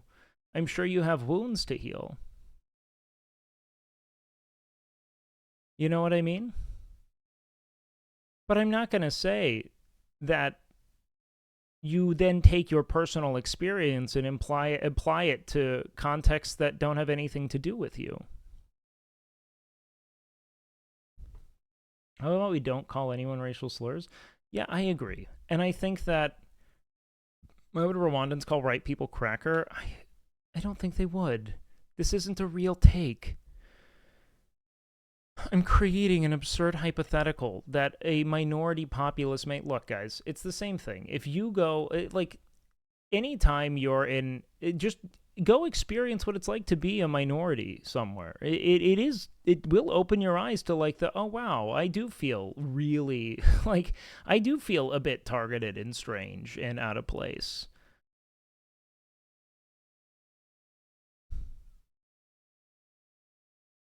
And I don't mean like go to like a like black neighborhood in the United, like go like travel somewhere where people are like, I don't see a lot of you.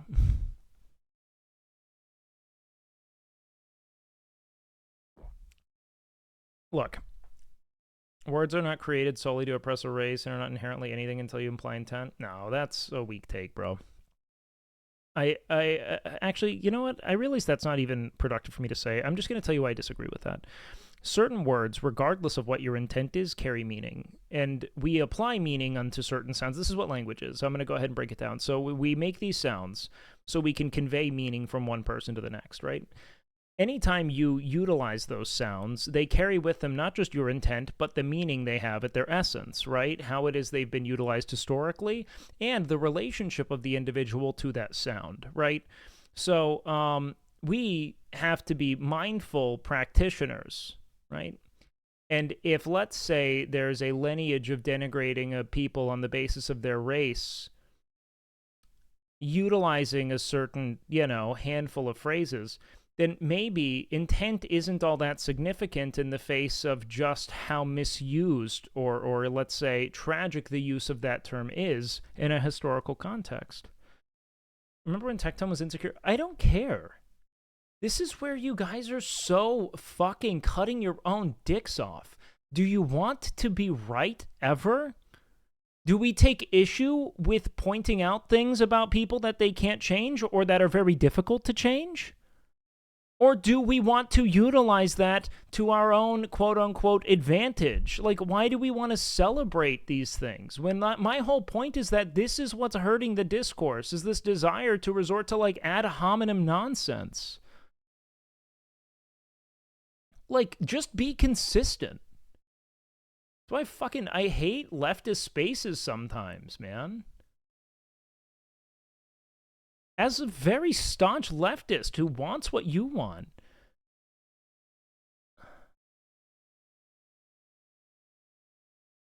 It just kills me sometimes, man.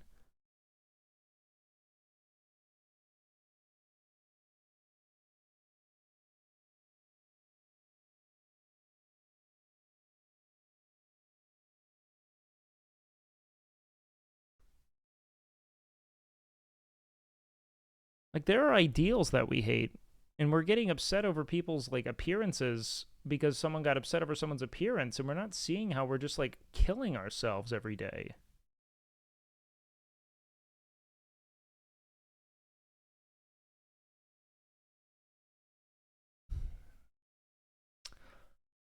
I don't know.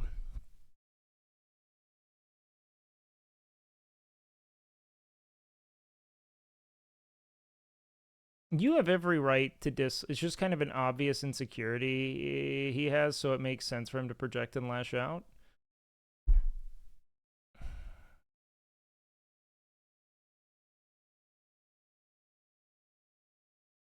Look, that's not leftist infighting, it's leftist. I'm still going to stand by it. You guys can make fun of Tectone's positions, you can make fun of Asmon's positions, but as soon as it's like no teeth, dirty, or bald, fat, you have absolutely in every way become what I am arguing against, and I'm not going to stand for it. It's a stupid fucking position, and you're all wrong to do it. You didn't, Zen.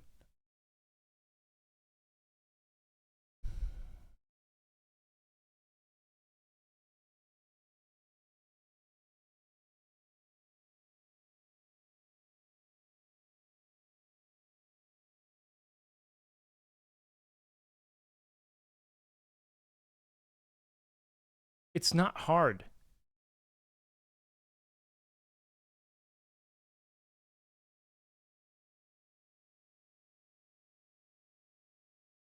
Anyways,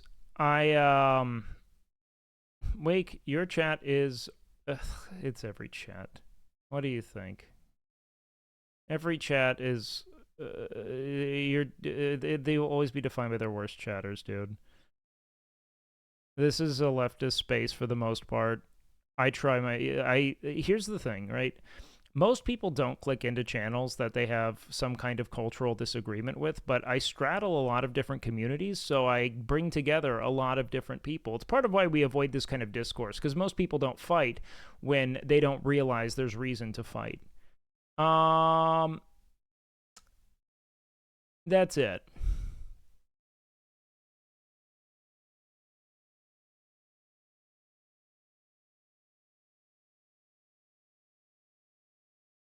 It's been 2 hours. Yeah.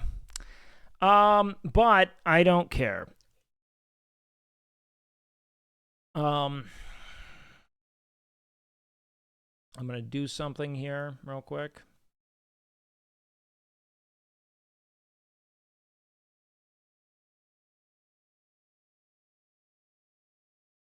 Let's do this.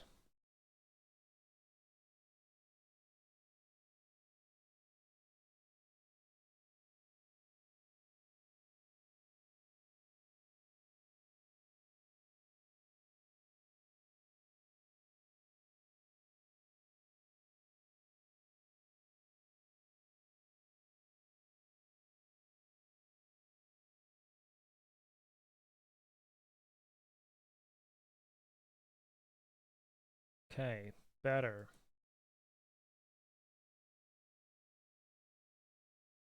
I think it's pointless to make those low blows claim financially if your goal is conversion, but I'm not exactly sure the energy it would take to properly convert slash the average Asmon Dougie Degen is worth the potential constructive outcome. I don't care. I have a few things. They're just my personal ideals. I don't believe in making fun of people for how they appear in any context because I think it just fucking harms the product. It's not just that. It's like I know what it feels like to be the recipient of that and to look at things beyond your control and not know what it like to just like I don't it sucks and it's not productive. And I think that we have a whole litany of things, a medley of things that are within people's controls that we refuse to actively contend with when those are the things we do take issue with. I just don't like it, and so I'm not going to do it, even towards people I disagree with. It's not that difficult to wrap your heads around. And that applies even more to Tectone and this whole fucking Frogan thing too. It's not just you guys who want to then make fun of Tectone. Like I'm not just being like, no, that's my friend. It's my blanket fucking stance. It's why I think Tectone is being a fucking idiot. It's also why I just don't think cracker is a fucking useful term. You aren't getting at the soul of what you dislike. It's moot. I don't know. I don't really know if I made much of a point today. I think I mostly just talked in circles with you fucking dingbats, but let's do clip Q and enjoy ourselves here. All right, drop some shit here.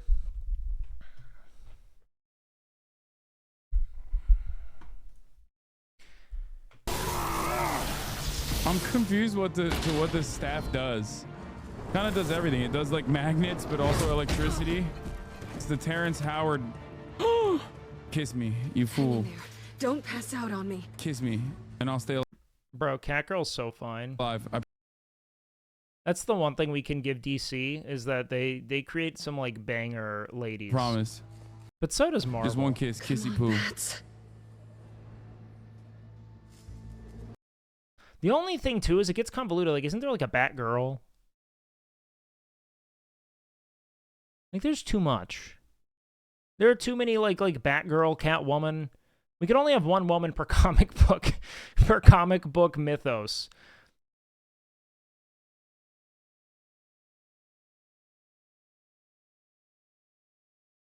Okay. No racial slur is useful for any discussion. To complain that we're cracker to race shaming or any actual dangerous repression towards white people's insane. That's been, look, look, I understand. I'm interested in your personal experience, but on the whole, yeah, I just think that you're looking for a reason to make a martyr of yourself in a lot of instances. Contend with the idea, but to act as if your world's been set aflame is to yearn to be someone who's a victim.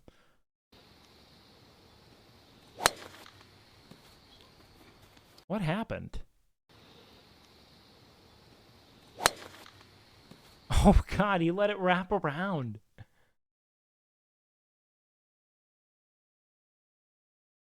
Oh god, dude. Catwoman Halle Berry is one of the... Oh my god, wait, didn't we also have Anne Hathaway? We've had a bunch. Anne Hathaway's a weird casting for that. But Catwoman Halle Berry was such a fucking fox. All Halle Berry, dude. Halle Berry fucked my world up for a bit, man. She was also a Bond girl in one of the really bad Bonds. But I remember there was like this shot of like fucking like Pierce Brosnan like putting diamonds on her and me just being like, fucking, this woman is so hot. Just so hot. Michelle Pfeiffer. It's so funny people write that because I didn't know Michelle Pfeiffer until the Bruno Mars song. Right there. Yep. I don't think I can make it. You can do it. You want me to do it first? Show you? Yeah. Bro, did they just hit every trap?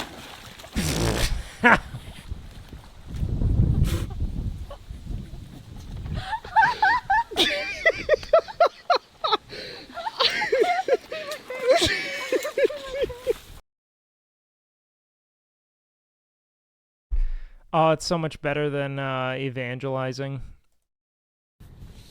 I never want to give takes because I want my stream to be fun.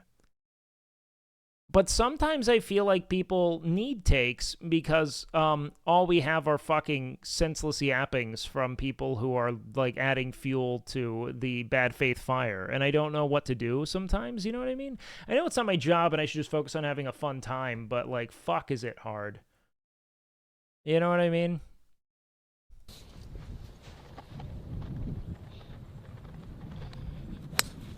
It just leans right.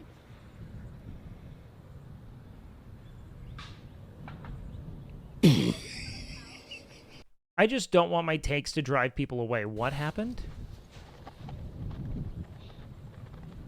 Because It just leans right.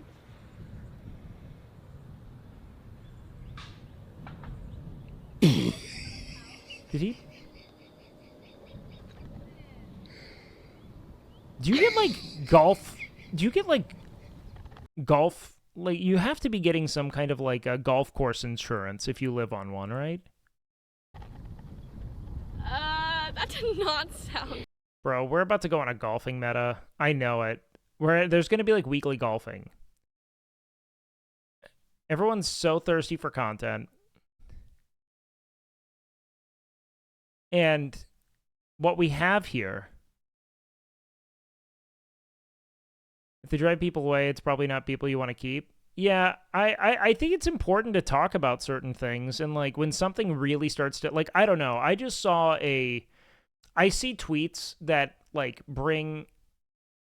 Look, when two people in an org you're very closely related to are under fire by what is, frankly, a community that better represents your community. Like, I think I am more Will Neff, Caroline Kwan, Hassan viewers than I am OTK most of the time, especially when I just go live on my own, no raid. And so it's like a really interesting position to be like, okay, what's going on? Where's the like, you know, disconnect, and how can we help mend that bridge? Will Neff is OTK though. Yeah, but Will Neff's OTK like I'm OTK, except he's an actual member. Do you know what I mean?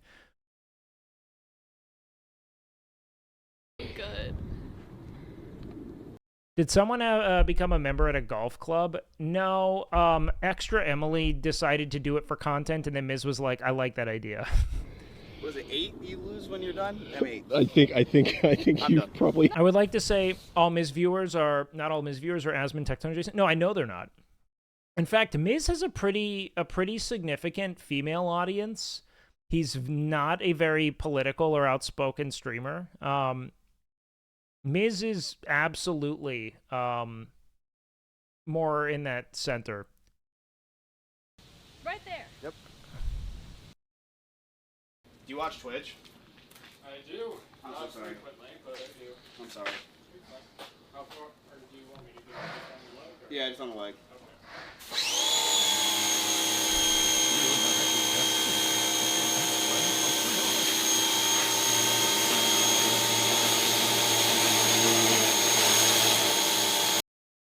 He did it in the Black History Month sneakers? Bro.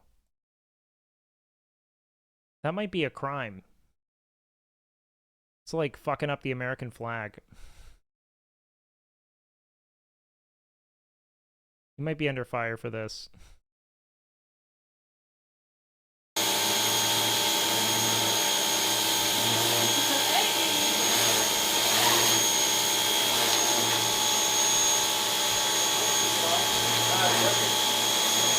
Go ahead, raise it a little bit.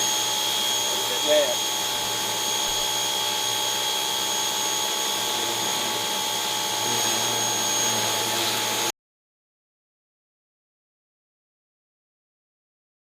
Like, if someone were to tell me that Miz showers like this every day, I would believe you. Miz is deaf centrist. Miz is what we like to call apolitical. Miz, like many people, don't think about the political sphere at all. And this idea that everyone's... I'll be honest, man. In comparison to a lot of other people, I'm not political. I don't follow the news outside of maybe once a week.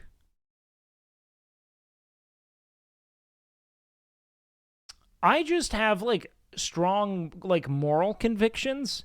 And when I see things I find obnoxious, I want to discuss them.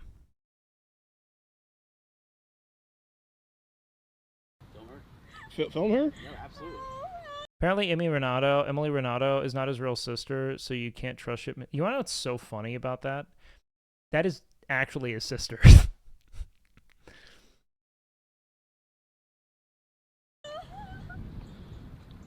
What did she do?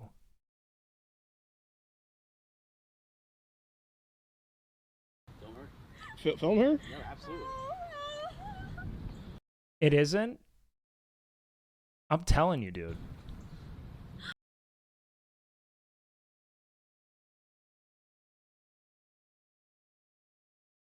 Wait, I read a tweet that admitted she wasn't his sister. So let me get this straight. You think that you can experience like 4 years of him pretending that that is his sister, right? But now you think it's impossible that he'd be pretending that she isn't his sister?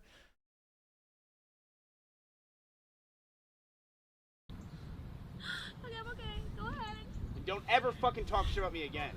You understand what you fucking did to me? Based. Come on.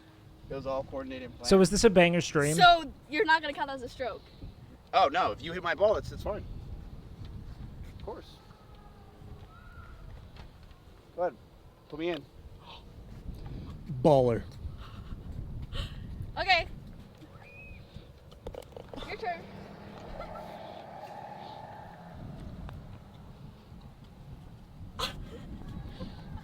Bro's got no finesse on the putt. Holy shit.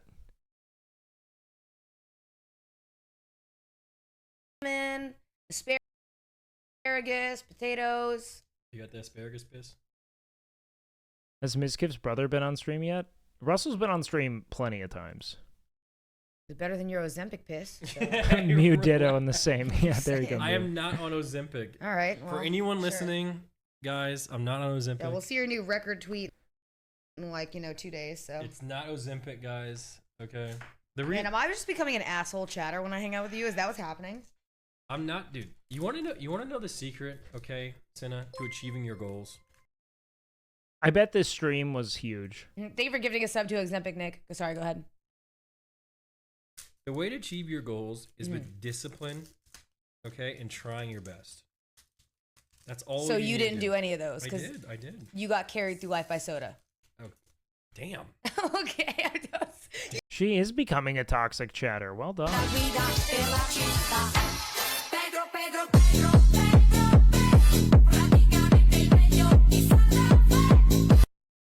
Such a banger. What happened? What I do? What I do? What I do? Hey, Jaw tweeted? Dude, that's... Oh, he's probably talking about Kyrie Irving.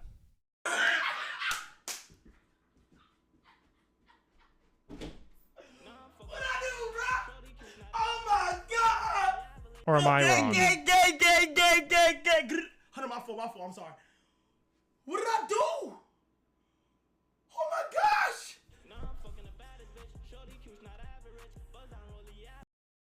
Kai's such a good streamer. You.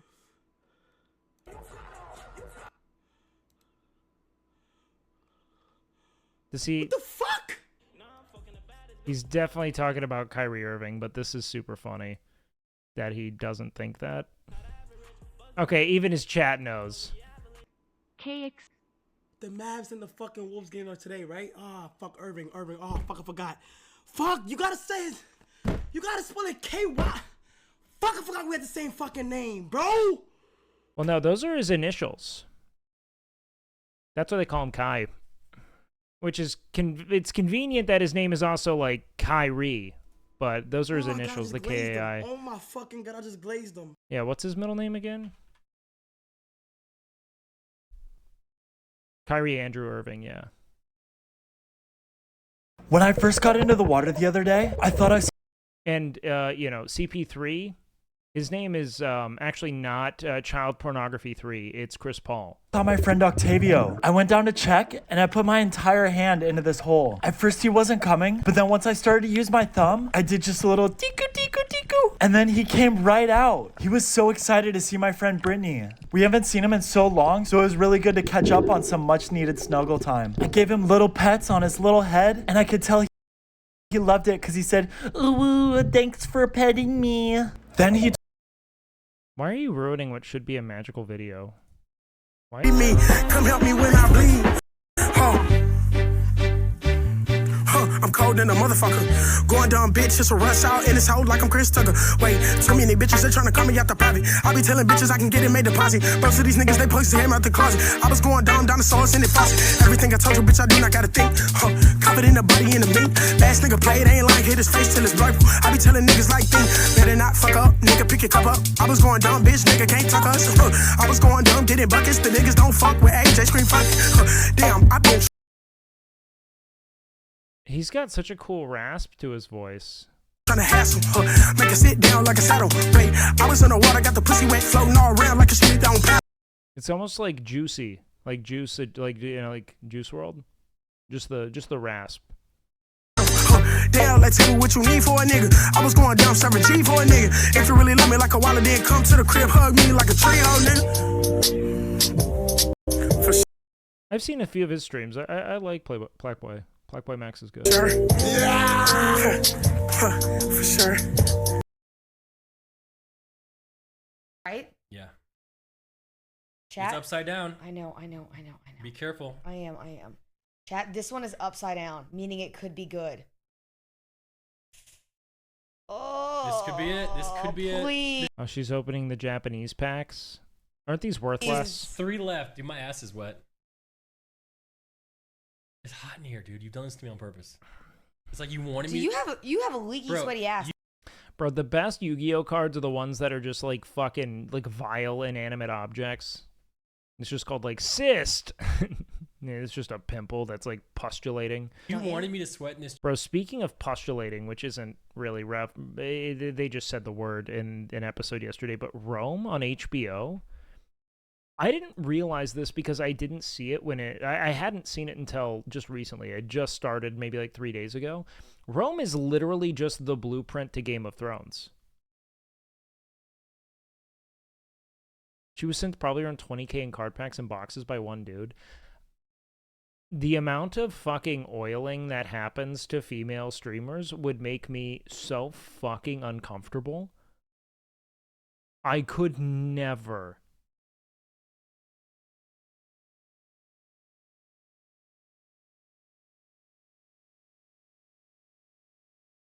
That would make me so uncomfortable, dude. This chair, so when I leave, you can sniff it. You're a fucking weirdo. Okay, first of all, I'm staying live after you leave, bitch. Okay, I'm not.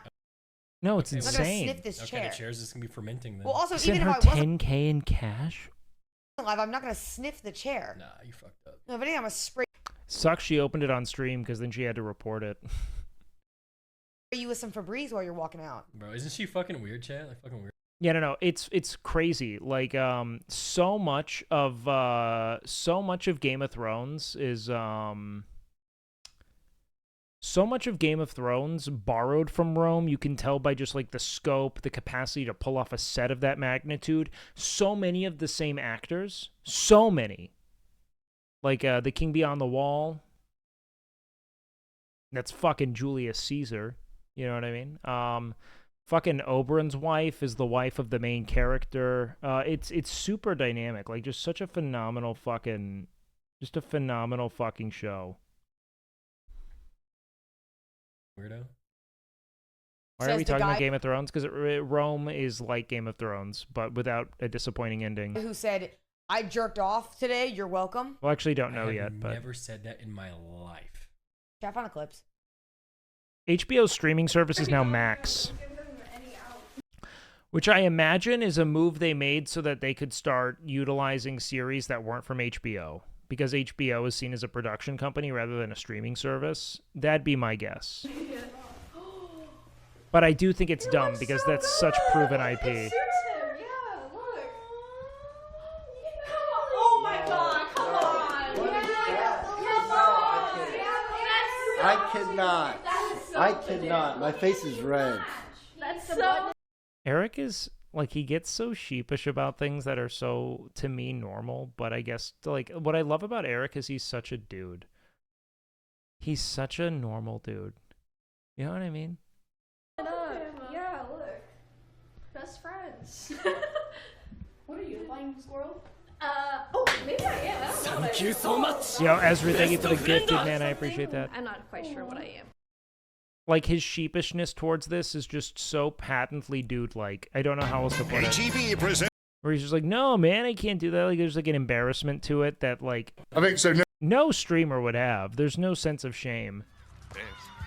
No, I've had partners before, but turns out I take my job a little too seriously. Well, you know my friend Sally? Well, that's what she says about me. She says that I'm, fun deficient. No, I don't believe that. That's what she said. I can watch Halle Berry. One-on-one? Who? Me and her? What the fuck movie is this? Is this from Catwoman? Yeah, come on! Yeah, the Dallas game's on the second monitor. You want to do this? We gotta draft that kid.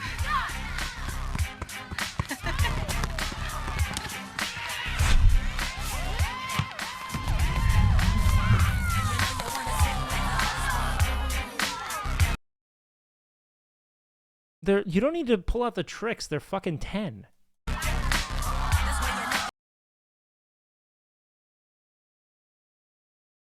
You know? Luca with the fucking 3. Up 2? I'll be honest, man. This is, I thought this was going to be bad when we were down 10. We're bringing it back.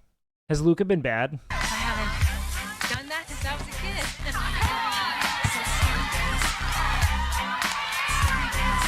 Why are you playing Scandalous over what should be like a wholesome Halle Berry playing basketball with the like neighborhood 10-year-olds? You know what I mean?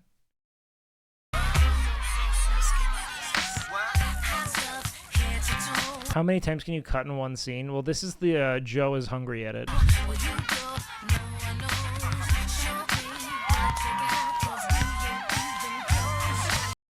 Why? This is maybe the worst cut scene I've ever watched. Oh my god. I'm nauseous.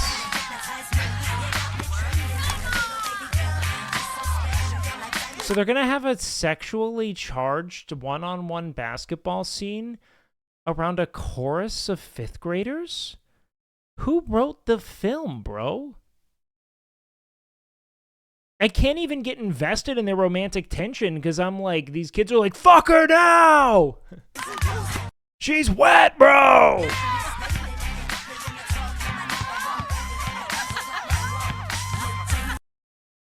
He's like, are you gonna look over at the other dudes and like dap them up? Dog. I'm gonna fuck that dog. Hey, you like that shit, guys? Check that out.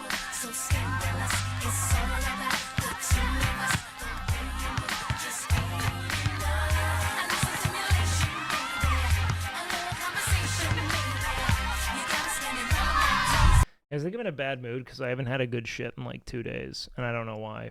I think I'm dehydrated.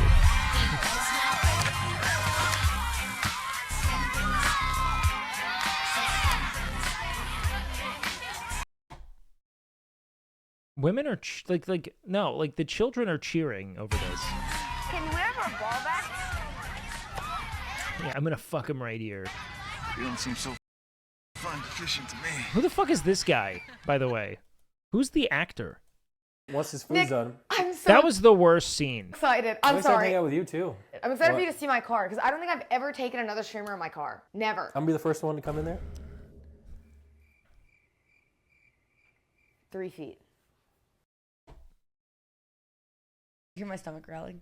Sorry. No, I didn't hear it. That was really loud. Yeah, you guys got the expiration date. Okay. Or cash in while you can. Do you ever wonder that this is why all women hate you? Do all women hate me? I would say so. Or we all just tolerate Jesus, Senna. We must stop the terror. I call upon all nations to do everything they can to stop these terrorist killers. Thank you. Thank you. Now watch this drive.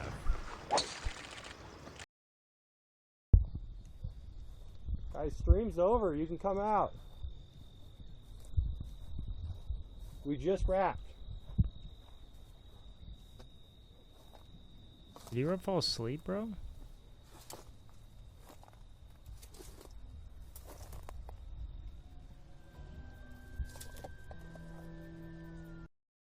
You got a sound cue on that? Must have been the wind. Oh my god! Her fit is so good.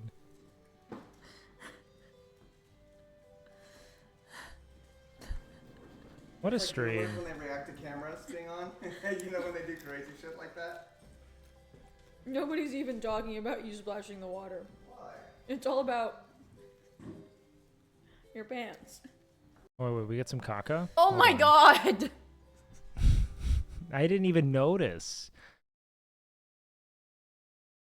Yeah, white pants are a big no, bro. I don't know what they like. I would never. That's like boomers when they react to cameras being on. You know when they do crazy shit like that. Nobody's even talking about you splashing the water. Why? It's all about your pants. Seer doesn't poop. I don't believe it. No, Seer fully digests and metabolizes his food. Dude, just pants. I just don't get it. Like they. Honey, it's bedtime. Bro, what is up with this genre of like traumatized dog gets abused for content? Not to actually say this is real abuse, but like this dog is not happy. Yeah, we have to go to bed. Baby boy. I guess this one just seems meh about it. Are you done? Someone's seen other videos of like someone like essentially like poking their chihuahua that was like reactive and biting them. I sound like such a fucking white dude right now though. What about the well-being of the chihuahua? Are we even discussing the terror that he's wreaking on its mental health? Because it's bedtime for a mother right now. Oh my god. I love little dogs, man. I want a little rat dog. I love you. That would be so bis, man. Just a little rat dog for the boys. The wolf camera is in this box, everybody. Wake silent on Palestine, heated on Chihuahua. Yeah. That's my hierarchy of concern. I'm real libbed up, dude. I'm your textbook fucking Farmville millennial. Catch me on the wall, the Facebook wall.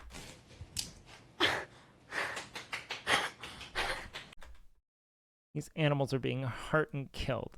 Was necessary. Now watch. I can't circle. I don't have my telestrator today, but here comes a pizza. See it? Whoa! Oh, jeez. Highly unnecessary. That with the Patriots jacket, and of course he's been asked to leave the ball game for ruining a good piece of pizza. Gotta lead the ball game? No shot, eh? So, let's get beer all over. And here goes. Oh, should I eat it? Okay. Okay. If you were stuck in the medieval times and you had to bring one gadget from the 21st century with you, what would it be and why? Who asked this question? Vibrator. Next question.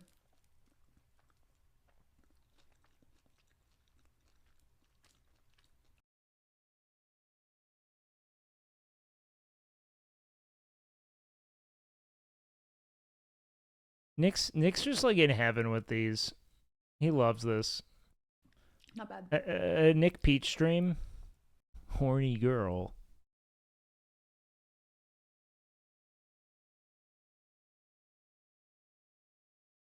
The fuck? She's just taking inventory of what's going to be at her disposal, and medieval times, probably not it. I'm going to be honest with you, man. If I'm taking anything with me to medieval times, it is a book on medieval dialects so I can fucking understand and communicate. Because you will not be able to communicate with them. I mean that. Medieval dialects are nothing like present English. It will mean nothing to you. Like, I hate that if you know how to spell medieval, it doesn't matter. Mid and evil, neither's helping you. Medieval dialect.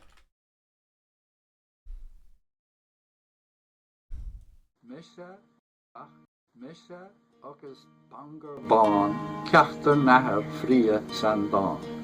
Bí an nanma san trí shellig, miu menma cain im san hel. This is old Irish.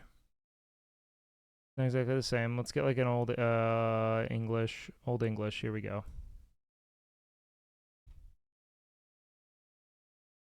Zantlich. Hier geändoded Erthandremas Edgar Engla Kynning. Chairs him overlecht, Willity and winsome, and this watch for let. They'd just kill you. They wouldn't be able to understand shit. They'd fucking kill you. Holy shit, I just closed out my chat on accident. Jesus Christ. Leaf this lane. Nemnath leuda baird men on molden, thane moneth. Yeah, dude, pre-Great Vowel Shift English is nonsense, too. Like, I had to read a bunch of old plays. They were all about God and, like, sheep. It was very weird, but I had to do that because I was a theater major for a bit. Don't do that. It's nonsense. It is nonsense. This is...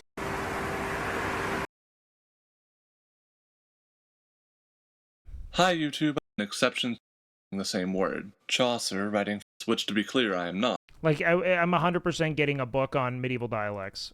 And then my vibrator.